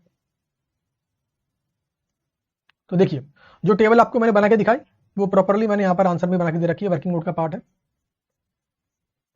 ठीक है। और ये रहा answer, statement showing profit, units गुना सेलिंग प्राइस सेल्स, यूनिट्स गुना वेरिएबल में यूनिट्स गुना करना है, ठीक है ना। ये आ जाएगा मेरा कंट्रीब्यूशन माइनस फिक्स कॉस्ट, और आ जाएगा मेरा प्रॉफिट। क्वेश्चन हमसे पूछा कहां पे ऑपरेट करें, तो भाई ज्यादा प्रॉफिट कहां पर है, ज्यादा प्रॉफिट यहां पर है, तो हमने क्या बोल दिया 90% पे ऑपरेट करो, बिकॉज यहां पर क्या है सबसे ज्यादा प्रॉफिट। तो ये था मेरा क्वेश्चन नंबर 3A। तो क्वेश्चन नंबर 3A इतना कंसेप्चुअल क्वेश्चन है कि अगर आपको कॉन्सेप्ट एग्जाम में याद है आसानी से कर लोगे। जैसा जैसा क्वेश्चन बोलते जाओ वैसा वैसा करते जाओ, सिंपल सी बात है। बस समझने की बात एक यहां पर यही थी क्वेश्चन नंबर, इस वाले क्वेश्चन के अंदर, और वो बात ये थी कि टोटल फिक्स कॉस्ट निकालते वक्त मल्टीप्लाई करेंगे विद 12,000 और वो मेरा सेम रहेगा at every level because fix cost remains the same. यही कॉन्सेप्ट है। आइए इसके बाद बढ़ते हैं आगे, इसका बी पार्ट, क्वेश्चन नंबर 3 का बी पार्ट। क्वेश्चन नंबर 3 का बी पार्ट, ये क्वेश्चन आपका रिकंसिलेशन वाले चैप्टर से है, और रिकंसिलेशन वाले चैप्टर को अगर आपने किया हुआ है तो ये क्वेश्चन आपके लिए बेहद आसान है, और आपने मुझसे क्लासेस की हैं, आपको पता है 2 स्टेप अप्रोच, उसकी मदद से ये क्वेश्चन के सारे चैप्टर बहुत ज्यादा इजीएस्ट क्वेश्चंस में कन्वर्ट हो जाते हैं। और मजे की बात, क्वेश्चन नंबर 3 भी जो है ऐसा सिमिलर क्वेश्चन आपने ऑलरेडी क्लासेस में किया हुआ है, नथिंग न्यू। यहां पर मुझे क्या गिवन है, यहां पे मुझे गिवन है net profit as per costing, यहां पर मुझे गिवन है net profit as per financial, और मुझे करना है रिकंसिलेशन। तो मैं सिंपली क्या करूंगा, मैं कॉस्टिंग के प्रॉफिट से फाइनेंशियल के प्रॉफिट पर जाऊंगा। कॉस्टिंग प्रॉफिट मेरा कितना है, कॉस्टिंग प्रॉफिट है मेरा 5, 40, 400। इसमें क्या है, ये जो आइटम्स गिवन है कुछ करूंगा प्लस कुछ करूंगा माइनस, तो 5, 40 में प्लस और माइनस, अल्टीमेटली कहां पहुंच जाऊंगा मैं, फाइनेंशियल प्रॉफिट के ऊपर। तो इसका बनेगा इसका रिकंसिलेशन स्टेटमेंट। चलिए सबसे पहले बात करता हूं खर्चा number 1, factory overhead under absorbed. क्या मतलब है इसका, इसका मतलब है फैक्ट्री वाला खर्चा कॉस्टिंग में कम था, कॉस्टिंग में खर्चा कम था मतलब प्रॉफिट ज्यादा होगा। जब प्रॉफिट ज्यादा कॉस्टिंग का है और जाना कहां पर है, फाइनेंशियल पर, हमें जाना यहां से यहां, तो क्या करना पड़ेगा, माइनस। तो 84800 करना पड़ेगा माइनस, किसमें से, 5, 40, 400 में से। अगला item administrative overhead over absorbed, इसका मतलब है कॉस्ट शीट के अंदर एडमिन वाला खर्चा ज्यादा है, खर्चा ज्यादा है मतलब प्रॉफिट कम होगा। अच्छा यहां प्रॉफिट कम है और जाना कहां पर है, फाइनेंशियल में, कम है तो ज्यादा कर दो, यानी 24,000 रुपए मेरा ऐड होगा। इसके बाद interest paid on bank borrowing, interest paid on bank borrowing ये कॉस्ट शीट में नहीं आता, यानी कॉस्ट शीट में ये आइटम है नहीं, मतलब कॉस्ट शीट में ये खर्चा है नहीं। अब खर्चा नहीं है मतलब प्रॉफिट ज्यादा होगा। अच्छा प्रॉफिट ज्यादा है तो हमें क्या करना पड़ेगा, कम, बिकॉज हमें कहां जाना है, फाइनेंशियल में। Interest and dividend received costing में होता है, आंसर इज नो। कॉस्टिंग में इनकम नहीं है बट फाइनेंशियल में है, इसका मतलब है कॉस्टिंग का प्रॉफिट कम होगा, कॉस्टिंग का प्रॉफिट कम है, कम हो क्या करना पड़ेगा, ज्यादा, तो प्लस कर दो। अगर आपको 2 स्टेप अप्रोच पता है जो कि मैंने क्लास में करवाई है तो आपके लिए इजीएस्ट है ये क्वेश्चन। अगला नोशनल रेंट, अंडरलाइन करो word notional, notional rent of own premises charge in cost account, मतलब कॉस्टिंग में रेंट के रूप में खर्चा है, कौन सा खर्चा, नोशनल, मतलब कॉस्टिंग में खर्चा फाइनेंशियल में नहीं है। अच्छा कॉस्टिंग में खर्चा है मतलब ज्यादा है, और ज्यादा है मतलब प्रॉफिट कम हो जाएगा, है प्रॉफिट कम हो जाएगा, अगर वहां ज्यादा है तो बढ़ाना पड़ेगा, यानी 60,000 रुपए ऐड कर दो। इसके बाद अगला item loss on sale of fix asset and investment, सोचो जरा इसके बारे में। Loss on sale of fix asset investment costing में खर्चे के रूप में होता है, आंसर इज नो। खर्चे के रूप में नहीं है मतलब कॉस्टिंग का प्रॉफिट ज्यादा होगा। अच्छा कॉस्टिंग का प्रॉफिट ज्यादा है, अब कम करना पड़ेगा, minus. Donation and subscription costing में नहीं आता है, पीएल में आ रहा है खर्चे के रूप में, यानी कॉस्टिंग का प्रॉफिट ज्यादा है, ज्यादा है मतलब कम करना पड़ेगा, माइनस कर दो। इसके बाद है over valuation of closing stock, underline करो शब्द ओवर वैल्यूएशन, यानी क्लोजिंग स्टॉक फिनिश गुड्स का कॉस्टिंग में ज्यादा है, मतलब क्रेडिट आइटम कॉस्टिंग में ज्यादा है, मतलब कॉस्टिंग का प्रॉफिट ज्यादा है, प्रॉफिट ज्यादा है तो मतलब कम करना पड़ेगा। इसके बाद है store adjustment credit in financial books, only in financial books, कौन सा आइटम है, क्रेडिट, मतलब कॉस्टिंग में नहीं है, ये कॉस्टिंग में नहीं है मतलब कॉस्टिंग की इनकम कम है, कॉस्टिंग की इनकम कम है मतलब बढ़ानी पड़ेगी, प्लस कर दो। फिर इसके बाद है depreciation over charged in cost, यानी कॉस्टिंग में खर्चा ज्यादा है मतलब कॉस्टिंग में खर्चा ज्यादा मतलब प्रॉफिट कम होगा। अच्छा प्रॉफिट कम है तो बढ़ाना पड़ेगा, यानी ऐड कर दो। इसके बाद है इनकम टैक्स प्रोवाइडेड, कॉस्टिंग में इनकम टैक्स नहीं आता, मतलब डेबिट में कॉस्टिंग में है ही नहीं, तो मतलब प्रॉफिट ज्यादा है, ज्यादा है तो कम करना पड़ेगा, यानी कि माइनस कर दो। तो इसका मतलब क्या हुआ, इसका मतलब हुआ इस 5, 40, 400 में 24,000 प्लस करने हैं, 65,200 प्लस करने हैं, 60,000 प्लस करने हैं, 7,500 प्लस करने हैं, 40 प्लस करने हैं, और माइनस क्या करना है, 84,800 माइनस करना है 50,000 माइनस 48,000 माइनस 18,800 माइनस 125 और माइनस 150, और आपका आ जाएगा फाइनेंशियल प्रॉफिट। आइए आपको मैं आंसर एक बार दिखा देता हूं, ये रहा मेरा question number 3B reconciliation statement, plus item minus item, ये सारे आइटम मैंने प्लस किए और ये सारे आइटम मैंने माइनस किए, दोनों का डिफरेंस आ गया मेरा फाइनेंशियल प्रॉफिट। 2,60,500, 2,60,500। तो जब ऐसा क्वेश्चन एग्जाम में आता है तो आंसर आपका एग्जाम में वेरीफाई हो जाता है। तो ये था मेरा question number 3B, very very easy. ऐसा सिमिलर क्वेश्चन आपने ऑलरेडी किया हुआ है। चलिए इसके बाद बढ़ते हैं आगे और करते हैं क्वेश्चन नंबर 4A। अच्छा, क्वेश्चन नंबर 4A आपका प्रोसेस कॉस्टिंग वाले चैप्टर से है। और मजे की बात, प्रोसेस कॉस्टिंग का कॉन्सेप्ट नंबर 1 जो क्लास में करवाया मैंने आपको, ट्रांसफर एट कॉस्ट, इस वाले कॉन्सेप्ट से है। आपको ध्यान होगा प्रोसेस कॉस्टिंग वाले चैप्टर के अंदर और भी कॉन्सेप्ट है, जब WIP गिवन हो, जब ट्रांसफर एट प्रॉफिट हो, बट ये क्या है मेरा ट्रांसफर एट कॉस्ट। तो एग्जाम के अंदर ये जो पार्ट ए आया था it was very very easy. तो अगर आपने प्रोसेस कॉस्टिंग का कॉन्सेप्ट नंबर 1 उसके अगर आपने एक या दो क्वेश्चन भी किए हैं तो आसानी से सॉल्व कर लोगे आप। चलिए पढ़ते हैं क्वेश्चन को। Meta company limited is engaged in the production of product trio which passes through 2 different processes, process P and process Q। यहां पे लगते हैं 2 process. Other information obtain from the books of account for the year is as follows. ये क्या है मेरा input, मुझे input given है P का। अच्छा, Q का इनपुट क्या होगा? Q का इनपुट होगा जो आएगा P से, यानी फ्रॉम P, यानी P से जो आउटपुट आएगा वो बनेगा मेरा Q का इनपुट। ओके, फिर गिवन है मुझे raw material cost per unit 80 रुपए, direct wages, direct expense and selling price per unit of output. इसके बाद मुझे गिवन है production overhead of ₹3 lakh are recovered as a percentage of direct wages. तो यहां पे निकाल सकता हूं मैं ओवरहेड रिकवरी रेट, या कह लीजिए ओवरहेड चार्जिंग रेट। तो ये क्या फॉर्मूला होता है? Total overhead divide by total direct wages. कितनी है मेरी? ये रही मेरी वेजेस 52 प्लस 78 गुना 100। तो भाई 52 प्लस 78 ये हो गया मेरा 130। तो ये आ गया मेरा 230.7692%। This is my overhead recovery rate. Okay, इसके बाद बढ़ते हैं आगे। हमें गिवन है एक्चुअल आउटपुट। P ने बनाया 9200 और Q ने बनाया 6400। फिर कहता है 3/4 of units of output of process P was passed on to the process Q। तो ध्यान देना इस P का ना सिर्फ 3/4 गया है Q पर, सिर्फ 3/4, यानी 9200 गुना 3/4, यानी कि सिर्फ 6900 गया है मेरा Q में। तो इसका मतलब है मेरा इनपुट कितना होगा? 6900। तो बाकी मेरा कहाँ गया? 6900 और 9200। तो बाकी मेरा जो बच गया 2300, उसके बारे में क्वेश्चन ने कुछ बोला होगा।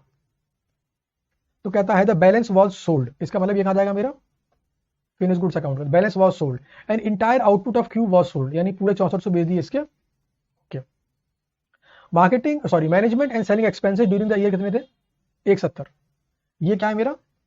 These are not allocable to the processes. Okay, ये बेसिकली मेरा क्या है? ये मेरा खर्चा है इनडायरेक्ट, यानी मेरा ओवरहेड वाला खर्चा है, ये कंबाइंड खर्चा 170 का। ओके, फिर हमें गिवन है normal loss of 2 process calculated on input of every process.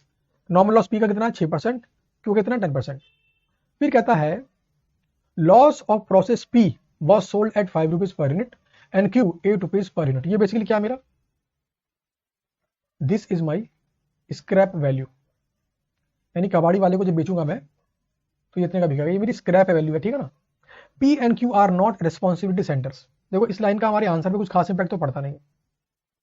हमको बनाने क्या accounts? Process P account, process Q, abnormal loss, abnormal gain and costing profit and loss account. आइए सीधे आंसर पर आइए।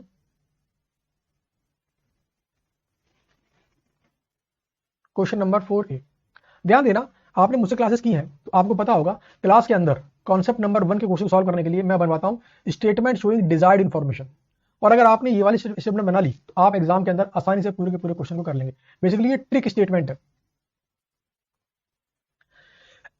इसमें क्या क्या आता है? सबसे पहले आता है एक्चुअल आउटपुट। ये मुझे क्वेश्चन में गिवन है 9200 और Q का 6400। मुझे क्वेश्चन में गिवन है 9200 और 6400। फिर बात करते हैं एक्चुअल इनपुट। कितना गिवन है P का? 10,000 माइनस नॉर्मल लॉस कितना है? 6%। तो 10 जाएगा 6% नॉर्मल लॉस। 94 से क्या आ गया मेरा? Normal output. This is my normal output. अभी प्रोसेस P की बात करते हैं पहले, फिर बात करेंगे Q की, ठीक है। तो ध्यान देना, नॉर्मल लॉस मेरा कितना 600, मेरा एबनॉर्मल लॉस गेन क्या होता है, इसको मैं अगर ए कह दूं और इसे मैं कह दूं अगर बी, तो ए माइनस बी होगा मेरा, अगर पॉजिटिव आएगा तो गेन होगा और नेगेटिव आएगा तो लॉस होगा। तो 9200 माइनस 9400, 200 आ गया मेरा नेगेटिव एबनॉर्मल लॉस। इसका मतलब है प्रोसेस पी में मेरा एबनॉर्मल लॉस है 200, तो मेरा एक्चुअल लॉस कितना हो गया, नॉर्मल लॉस है मेरा 600, एबनॉर्मल है 200, तो एक्चुअल मेरा कितना हो गया 800 का मेरा हो गया loss. This is my actual loss, this is my actual loss. आइए इसके बाद बढ़ता हूं आगे। यहां पे क्या आता है, मेरे सारे खर्चे आते हैं। क्वेश्चन ने मुझे बताया 10,000 इनपुट 80 रुपए के हिसाब से गया, है ना, तो कितना खर्चा आया 8 लाख रुपए का। फिर इसमें ऐड कर दूंगा वेजेस, क्वेश्चन में गिवन है 52,000, डायरेक्ट एक्सपेंस क्वेश्चन में गिवन है, और ये निकाला था मैंने ओवरहेड रिकवरी रेट, निकाल के दिखाया था मैंने आपको ORR, तो overhead recovery rate of wages यानी 52,000 का निकाल दो 230.7692%, तो 52,000 का तो ये आ गया मेरा 1,20,000। फिर माइनस क्या करो, scrap value of normal loss, normal loss कितना 600 यूनिट्स और स्क्रैप वैल्यू कितनी 5 रुपए, तो 600 गुना 5 हो गया 3,000, तो कर दो जी प्लस माइनस, सारे खर्चे प्लस कर दो, माइनस करो स्क्रैप वैल्यू, ये आ गया मेरा नेट कॉस्ट। तो सी बटा बी ये आ गया मेरा cost per unit of process P. तो ध्यान देना, ये वाली स्टेटमेंट मैंने आपसे स्पेसिफिकली बनवाई थी क्लास के अंदर, तो अगर आपने एग्जाम के अंदर ये वाली स्टेटमेंट बनाई है तो आपको क्वेश्चन को सॉल्व करने में बड़ी आसानी हुई होगी। एक स्टूडेंट है हमारा जिसकी ऑल इंडिया रैंक 2 आई मई 24 के अंदर, तो मई 24 वाले इस क्वेश्चन को सॉल्व करते वक्त उसने बनाई ये वाली स्टेटमेंट अपने आंसर के अंदर और फटाक से क्वेश्चन को पूरे को सॉल्व कर लिया। तो एग्जाम में इसका पूरा इस्तेमाल होता है। कई बार मुझसे बच्चे पूछते हैं सर एग्जाम में अगर मैं सेम स्टेटमेंट लिख दूं नंबर तो नहीं कट जाएंगे मेरे, आंसर इज नो। इसका प्रूफ भी मिल गया। आप तो ऑल इंडिया रैंक 2 यज्ञ ललित 96 मार्क्स कॉस्टिंग में लेकर आए, उन्होंने सेम स्टेटमेंट बनाई है अपने सॉल्यूशन के अंदर एग्जाम के अंदर और उनका एक भी नंबर नहीं कटा है। नंबर क्यों कटेगा यार, ये सिंप्लीफाई करने के लिए है, ये चीजों को आसान करने के लिए है, समझे बात को। तो ये है मेरा प्रोसेस पी। इसके बाद बढ़ते हैं आगे प्रोसेस के ऊपर। तो 6400 मेरा क्या है आउटपुट, ये मुझे कहां से मिला, क्वेश्चन ने खुद बताया अपने मुंह से।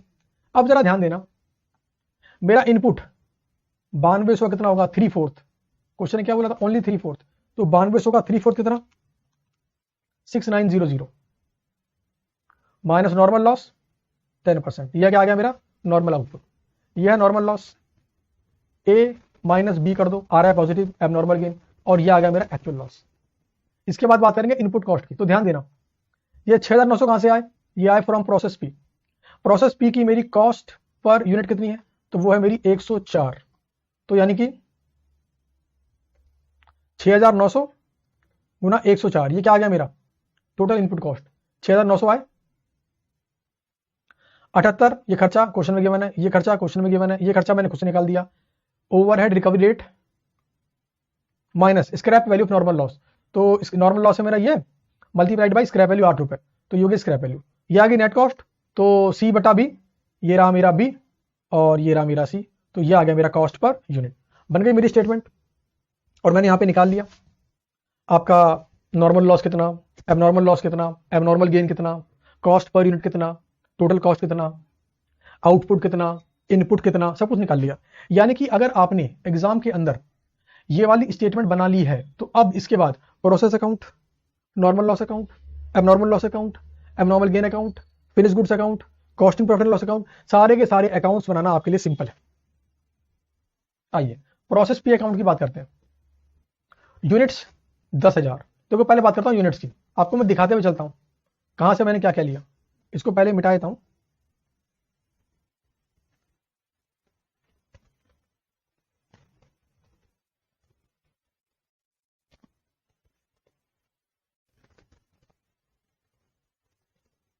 देखो यूनिट्स मेरी कितनी 10,000, यह है मेरा नॉर्मल लॉस, यह है मेरा एबनॉर्मल लॉस, तो वही बात मैंने यहां पे लिखी है।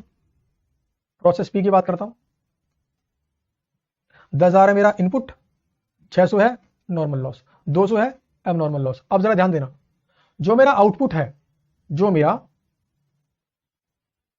आउटपुट है 9200, इसका 75% कहां गया क्यू में और बाकी मेरा कहां गया फिनिश गुड्स में, तो 6,900 कहां गया प्रोसेस क्यू में और बाकी मेरा कहां गया फिनिश गुड्स अकाउंट के अंदर।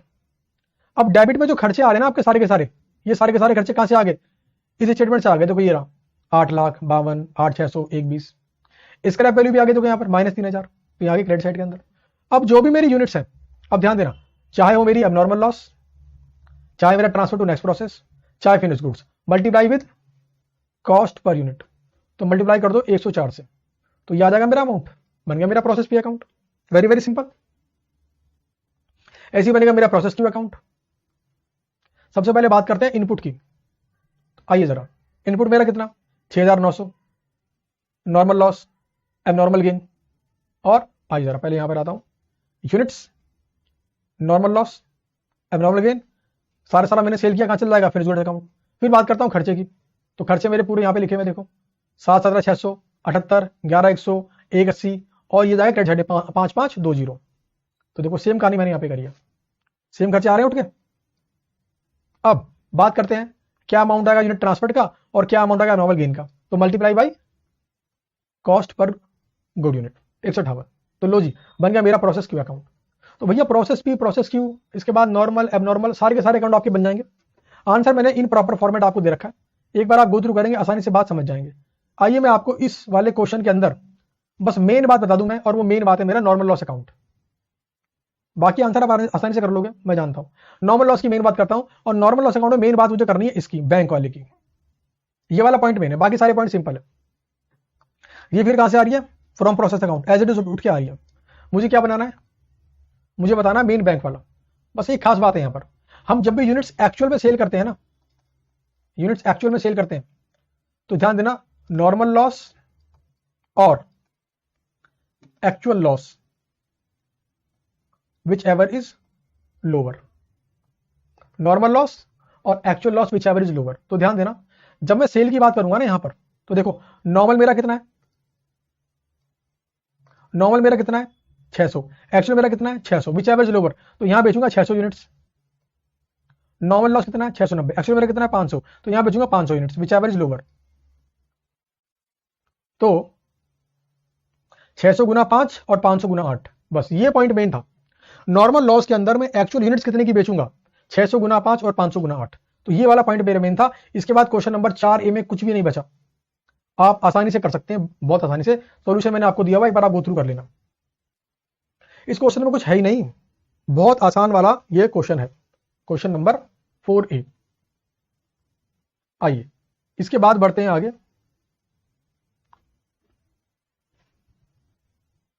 इसके बाद करते हैं question number 4B। Again very similar question, ऐसा सिमिलर क्वेश्चन आपने ऑलरेडी क्लासेस में किया हुआ है, वेरी कंसेप्चुअल क्वेश्चन। अगर आपने ऐसे एक या दो क्वेश्चन भी किए एग्जाम में जाने से पहले, तो आप आसानी से कर सकते हो। चलिए क्वेश्चन को पढ़ते हैं। The cost variance report was being discussed at a review meeting wherein cost accountant of the company reported under absorption of production overhead. ठीक है, the following information was available from the cost records of company at the end of financial year 23-24. ठीक है, actual production overhead incurred were rupees 4,50,000 which included 42,000 on account of return of stores. याद करो concept, मैंने क्या बताया था आपको, actual overhead निकालने के लिए इसको हम माइनस करेंगे, तो 450 माइनस 42, यानी हम एक्चुअल में खर्चा कितना किया हमने 4,08,000। इसे क्यों करेंगे minus, because it is non recurring, abnormal kind का ही है। इसके बाद बढ़ते हैं आगे। 18,000 units were produced during the year, out of which 10,000 units were sold and 8,000 units of finish goods are in stock. इसका मतलब क्या है, मेरा यूनिट सोल्ड है 10,000 और मेरा फिनिश गुड्स की यूनिट्स हैं कितनी 8,000। फिर कहता है there were also 5,000 units in progress which may be recognised as 40% complete, यानी कि 5,000 का 40%, ये क्या होगा मेरा WIP। तो 5,000 का 40%, ये आ गया मेरा 2,000। तो ये आ गया मेरी टोटल इक्विवेलेंट यूनिट्स कितनी आ गई 20,000।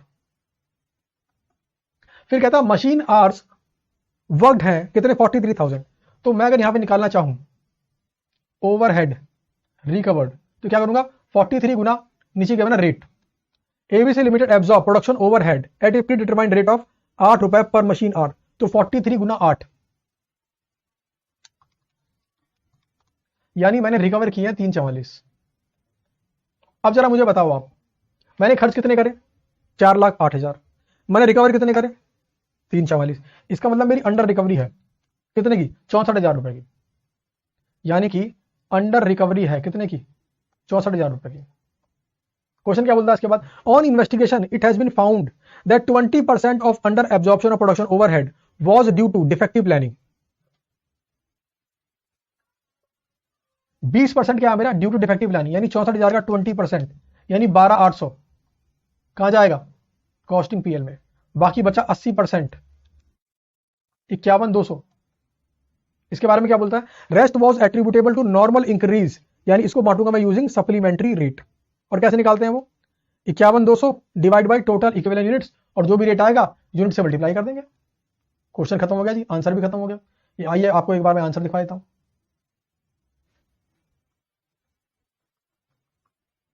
देखिए, ये रहा अंडर रिकवरी, ये रहा सीधे कॉस्टिंग पीएल। 51,200 निकाली सप्लीमेंट्री रेट, फिर इस रेट से मल्टीप्लाई कर दूंगा मैं यूनिट्स को, और ये आ जाएगा मेरा रिमार्क कि इस साल प्रॉफिट क्या इंपैक्ट पड़ेगा और नेक्स्ट ईयर वाले प्रॉफिट पर क्या इंपैक्ट पड़ेगा। कुल मिलाकर इस क्वेश्चन में कुछ भी खास नहीं था, नथिंग न्यू। चलिए इसके बाद बढ़ता हूं आगे।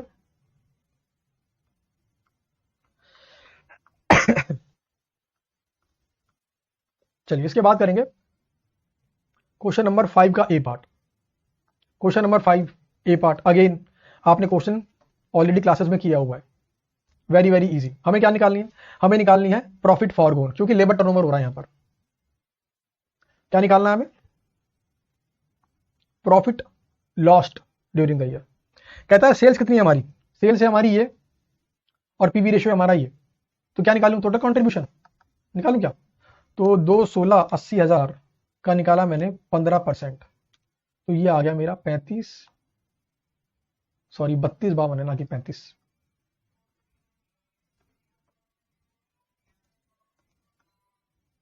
बत्तीस 52, this is my total contribution. कहता है एक्चुअल आवर्स वर्क थे 5 लाख घंटे, जिनमें से 60,000 घंटे जुड़े हुए हैं, 40% है मेरे अनप्रोडक्टिव। तो इसका मतलब क्या हुआ? मेरे एक्चुअल आवर्स वर्क कितने हैं? 5 लाख तो मुझे गिवन थे, और इसने बोला 60,000 का 40% मेरे थे अनप्रोडक्टिव। तो 60 का 40 यानी कि मेरे प्रोडक्टिव थे 4,76,000 घंटे। ओके, फिर गिवन है ड्यू टू डिले कितने आवर्स लॉस्ट हो गए? 95,000। तो मैं निकालूंगा पोटेंशियली लॉस्ट आवर्स, तो 95 तो मेरे ये है ना, और 24 मेरे ये है जो यहां पे लॉस्ट हुए थे। तो 95 प्लस 24 1 19। तो मुझे बात बताओ, इस इंफॉर्मेशन के बेस पर क्या टोटल कंट्रीब्यूशन लॉस निकाल सकते हो? तो देखो 32,52,000 divide by total number of hours कितने? 476 जो काम हुआ, मल्टीप्लाइड बाई कर दो 1 19। तो भाई 32,52 डिवाइड बाई 476 गुना 1 19, ये आ गया मेरा 8,13,000। This is my contribution lost. Okay, इसके बाद बढ़ते हैं आगे। एक खर्चा तो मेरा हो गया 8,13 का वो। उसके बाद क्या बोला? 1500 यूनिट से क्या हुआ है? डिफेक्टिव हुई है। खर्चा कितना? 40 रुपए पर यूनिट। तो 1500 गुना 40, ये हो गया 1500 गुना 40, ये हो गया मेरा 60,000। उसके बाद एक खर्चा ये है, एक खर्चा ये है, एक खर्चा है। सिंपल है, चारों पांचों खर्चों को ऐड कर दो, आपका आंसर आ जाएगा। तो आइए जरा मैं आपको एक बार आंसर दिखा देता हूं। 8,13 फिर चारों खर्चे मैंने ऐड कर दिया, ये आ गया जी मेरा profit foregone. Question number 5A, इसमें भी कुछ नहीं था। आइए इसके बाद बढ़ते हैं आगे, और अब करेंगे क्वेश्चन नंबर 5B। चलिए दोस्तों, अब करते हैं क्वेश्चन नंबर 5 का बी। और जैसा कि मैंने आपको शुरू में कहा था कि इस वाले क्वेश्चन पेपर के अंदर कुछ अगर यूनिक पॉइंट अगर है जो कि मैं कहना ही चाहूं तो 5B है। तो आइए 5B की बातें करते हैं। हमें दे रखी इन्फॉर्मेशन, हमें दे रखी सेल्स 2 पीरियड की, हमें दे रखा प्रॉफिट लॉस 2 पीरियड का, हमें निकालना ब्रेक इवन सेल्स। यानी पहले मुझे क्या निकालना पड़ेगा? PV ratio. तो भाई पीवी रेशो निकालने का फॉर्मूला क्या है? जब 2 साल की सेल्स और 2 साल के प्रॉफिट गिवन हो, तो फॉर्मूला है difference in profit divide by difference in sale गुना 100। तो भाई डिफरेंस इन प्रॉफिट तो भाई 1120 minus negative 380 divide by 240 minus 180। तो निकाल लेता हूं जी पीवी रेशो, कितना आ गया मेरा ये 240 माइनस 180 आ गया 60 लाख, 1120 प्लस 380, तो पीवी रेशो आ गया मेरा 25%। क्वेश्चन मुझे क्या बोला, ब्रेक इवन पॉइंट सेल्स निकालो, मुझे क्या चाहिए इसके लिए, total fix cost divide by PV ratio. तो पीवी रेशो तो मेरा आ गया, अब मैं क्या निकालूंगा, टोटल फिक्स कॉस्ट। तो देखो जरा, मुझे प्रॉफिट गिवन है 24 का, कितना 1120, तो total contribution minus total fix cost बराबर क्या होता है, टोटल प्रॉफिट, है ना। प्रॉफिट कितना है 1120, ओके, और टोटल कंट्रीब्यूशन मतलब सेल्स गुना पीवी रेशो, तो सेल कितना है मेरा 240 और पीवी रेशो कितना है मेरा 25%। तो क्या इसको सॉल्व करके आप टोटल फिक्स कॉस्ट निकाल सकते हो। तो भाई 240 का निकाला मैंने 25% और माइनस कर दिया 1120, तो ये आ गया मेरा 4880। तो लो जी 4880 आ गया मेरा total fix cost. Break even point sales निकाल लोगे, तो 4880 डिवाइड बाई पीवी रेशो, तो ये आ गया मेरा 19520। तो लो जी क्वेश्चन नंबर 5B की रिक्वायरमेंट नंबर 1 कर ली। अब आप सोच रहे हो सर ये तो बिल्कुल मुश्किल नहीं था, ये तो बड़ा आसान था, और आप तो शुरू से कहते आ रहे हो सर कि क्वेश्चन नंबर 5B में कुछ यूनिक पॉइंट है। देखो इसमें यूनिक पॉइंट है रिक्वायरमेंट नंबर 2 को सॉल्व करते वक्त। रिक्वायरमेंट नंबर 2 को सॉल्व करते वक्त रिक्वायरमेंट नंबर 2 क्या बोलती है, रिक्वायरमेंट नंबर 2 कहती है इन 24-25 it is estimated that variable cost will go up by 5% and fix cost will reduce by 480। तो पहली बात तो मुझे ये बता दो कि टोटल फिक्स कॉस्ट कितना होगा, अभी कितना है 4880, 480 कम हो जाएगा तो माइनस कर दो 480, तो भाई 4880 माइनस 480 यानी कितना फिक्स कॉस्ट होगा 44 लाख। और कहता है प्रॉफिट कितना कमाना चाहते हैं 15 लाख, यानी डिजायर्ड प्रॉफिट कितना है मेरा 15 लाख। और मुझे क्या निकालनी है, मुझे निकालनी है सेल्स वॉल्यूम, और क्वेश्चन ने क्या बोला है selling price will remain same. तो मुझे एक बात बताओ, मुझे एक बात बताओ कि डिजायर्ड सेल्स को निकालने का फॉर्मूला क्या होता है। तो फॉर्मूला होता है total fix cost plus total desired profit divide bye PV ratio, ये होता है फॉर्मूला। अब बताओ टोटल फिक्स कॉस्ट कितनी है मेरी 44 लाख, ये निकाली मैंने अभी। प्रॉफिट कितना 15 लाख, यानी कि अगर मैं नेक्स्ट ईयर का पीवी रेशो निकाल लूं तो मेरा आंसर आ जाएगा। तो भाई साहब इस पीवी रेशो को निकालने वाला खेल ही है इंपॉर्टेंट, यानी इस वाले क्वेश्चन के जो सेकंड पार्ट के अंदर पीवी रेशो को निकालना इज मेन बात। अब जरा ध्यान देना, क्वेश्चन ने क्या बोला, variable cost will go up by 5% and selling price will remain same. अब जरा ध्यान दो, क्वेश्चन ने मुझे क्या बोला, क्वेश्चन ने मुझे बोला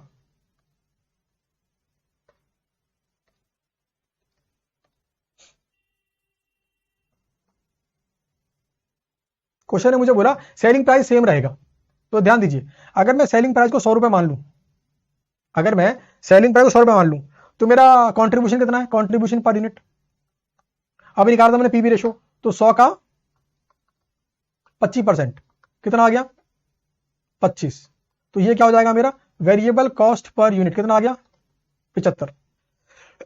तो सवाल ये है, क्वेश्चन ने मुझे क्या बोला, variable cost will increase by 5%, variable cost will increase by 5%। तो मैं क्या करूंगा, मैं सिंपल ये करूंगा, मैं निकालूंगा new variable cost per unit, और क्या करूंगा 75 में ऐड कर दूंगा 75 का 5%। तो भाई 75 में ऐड कर दो 75 का 5%, ये आ गया मेरा 78.75। अब निकालो जरा न्यू कंट्रीब्यूशन, अब निकालो जरा न्यू कंट्रीब्यूशन। तो सेलिंग प्राइस मेरा कितना है 100 रुपए, क्योंकि तो मेरा सेम था 78.75 को इससे माइनस कर दो, तो ये आ गया मेरा 21.25। आइए अब निकालता हूं new PV ratio. New contribution 21.25 और सेलिंग प्राइस तो मेरा सेम ही रहेगा, इसका मतलब मेरा न्यू पीवी रेशो कितना आ गया 21.25, तो डिवाइड बाय 21.25%। तो भाई 44 lakh plus 15 lakh divide by 21.25%, तो ये आ गया मेरा 2770 6470.88। आपके मन में आ रहा होगा सर यहां भी कोई डिफिकल्टी नहीं हुई, तो कौन सा पॉइंट है जो आप बार बार बोल रहे थे यूनिक है यूनिक है? तो लो जी, अब करता हूं बात यूनिक पॉइंट की। अगर मैं यूनिक पॉइंट की बात ना करूं तो आपका ये क्वेश्चन यहां तक पूरा सॉल्व हो चुका है, आपको पूरे नंबर मिलेंगे। हुआ क्या है, आईसीआई ने अपने सॉल्यूशन में दिए हैं 2 आंसर। एक आंसर तो आपको ये दिया पीवी रेशियो निकालने का, और उसने एक काम और किया, सेलिंग प्राइस 100 रुपए, कॉस्ट पर यूनिट 25 रुपए, और यह मेरा वेरिएबल कॉस्ट पर यूनिट 75 रुपए। सेम बात है जो मैंने यहां पे करी। जब मैं अब निकालता हूं new variable cost per unit, तो आईसीआई ने अपने आंसर में ऐसा एज्यूम कर लिया है कि ये 5% वेरिएबल कॉस्ट का नहीं, ये 5% सेलिंग प्राइस का होगा, यानी 100 गुना 5%, यानी कि ये बन जाएगा मेरा 80, यानी कि मेरा न्यू कंट्रीब्यूशन आएगा 100 माइनस 80 यानी कि 20, यानी कि मेरा न्यू पीवी रेशियो आएगा 20/100 गुना 100 यानी कि 20%। तो आईसीआई ने अपने आंसर को सॉल्व करते वक्त हमें 2 तरीके से आंसर दिए हैं। अगर हम मान लें कि वेरिएबल कॉस्ट बढ़ती है 5% सेलिंग प्राइस, जो कि इलॉजिकल है मेरे हिसाब से। एग्जाम के अंदर सबसे लॉजिकल माइंड आपको यही काम करेगा कि वेरिएबल कॉस्ट मेरी बढ़ गई है 5%, सिंपल सी बात है। लेकिन आईसीआई ने सिंपल सी बात यहां पे बोल दिया है कि अगर स्टूडेंट ये माने तो भी नंबर पूरे दूंगा, और स्टूडेंट अगर ये माने तो भी नंबर पूरे दूंगा। तो कुल मिलाकर इस क्वेश्चन में सीखने को क्या मिला, जब क्वेश्चन बोले variable cost per unit increase by 5%, तो एजम्पशन नंबर 1 हम मान सकते हैं ये बढ़ा है 5% of variable cost per unit. Assumption number 2 हम मान सकते हैं ये बढ़ा है 5% of selling price per unit. हम चाहे ये माने हम चाहे ये माने, आंसर भले ही दोनों में डिफरेंट आएंगे बट नंबर दोनों में पूरे मिलेंगे। तो क्वेश्चन नंबर 5 के बी पार्ट में ये वाला हिस्सा आपका इंपॉर्टेंट पार्ट था। तो आइए मैं आपको इसका आंसर जो मैंने प्रॉपरली आपको लिख कर दिया है उसके मैं दर्शन करवाता हूं। एजम्पशन नंबर 1 लें तो क्या है, डिजायर्ड सेल्स। एजम्पशन नंबर 2 लें तो क्या है, डिजायर्ड सेल्स। ओके, तो दोनों ही केस में आप चाहे इसको एज्यूम करो और चाहे इसको एज्यूम करो, आपको नंबर पूरे मिलेंगे, ऐसा आईसीआई ने बोला है। तो इसी के साथ आपका ये मई 2024 का पूरा क्वेश्चन पेपर मैंने सॉल्व कर दिया है। रहा थ्योरी वाला पार्ट, तो वो ऑलरेडी थ्योरी में कवर है, बिकॉज थ्योरी में ज्यादा आई से उठापटक नहीं कर सकता। तो ये वाला पूरे का पूरा क्वेश्चन पेपर इस बात को कंफर्म करता है, प्रूफ करता है कि जो भी कंटेंट मैंने आपको दिया है, जो कंसेप्ट का डीप लेवल में आपको सिखा रहा हूं, जो एग्जांपल्स मैं क्लास में आपको दे रहा हूं, जो आरटीपी में आपको सॉल्व करवा रहा हूं, जो प्रीवियस क्वेश्चन पेपर में आपको सॉल्व करवा रहा हूं, जो स्टडी मैट पूरा मैं आपको सॉल्व करवा रहा हूं, जो एक्स्ट्रा क्वेश्चंस मैं निकालने प्रैक्टिस मैनुअल से या और अलग अलग बुक से उन सबको सॉल्व करवा रहा हूं। उसके बाद एग्जाम के अंदर यह बात तय है कि आपको मिलने वाला क्वेश्चन पेपर, या कह लीजिए आपके 95% क्वेश्चन ऐसे होंगे जो आपने पहले क्लास में किए हुए होंगे। तो आपको कंटेंट के लिए कहीं भटकना नहीं है। आपको जो मैंने दिए हैं अपनी क्लास में लेक्चर दिए हैं और जो आपको बुक्स दी हैं वो अपने आप में मोर देन सफिशिएंट है। और मई 24 का सिर्फ क्वेश्चन नंबर 5 का बी पार्ट कर लीजिए। This part is only important, और वो भी इंपॉर्टेंट क्यों है, only because of this assumption, कि आप क्या अजम्पशन लेते हैं। आंसर दोनों में ठीक है, नंबर दोनों में पूरे ही मिलेंगे आपको। तो thank you and best of luck for your exams.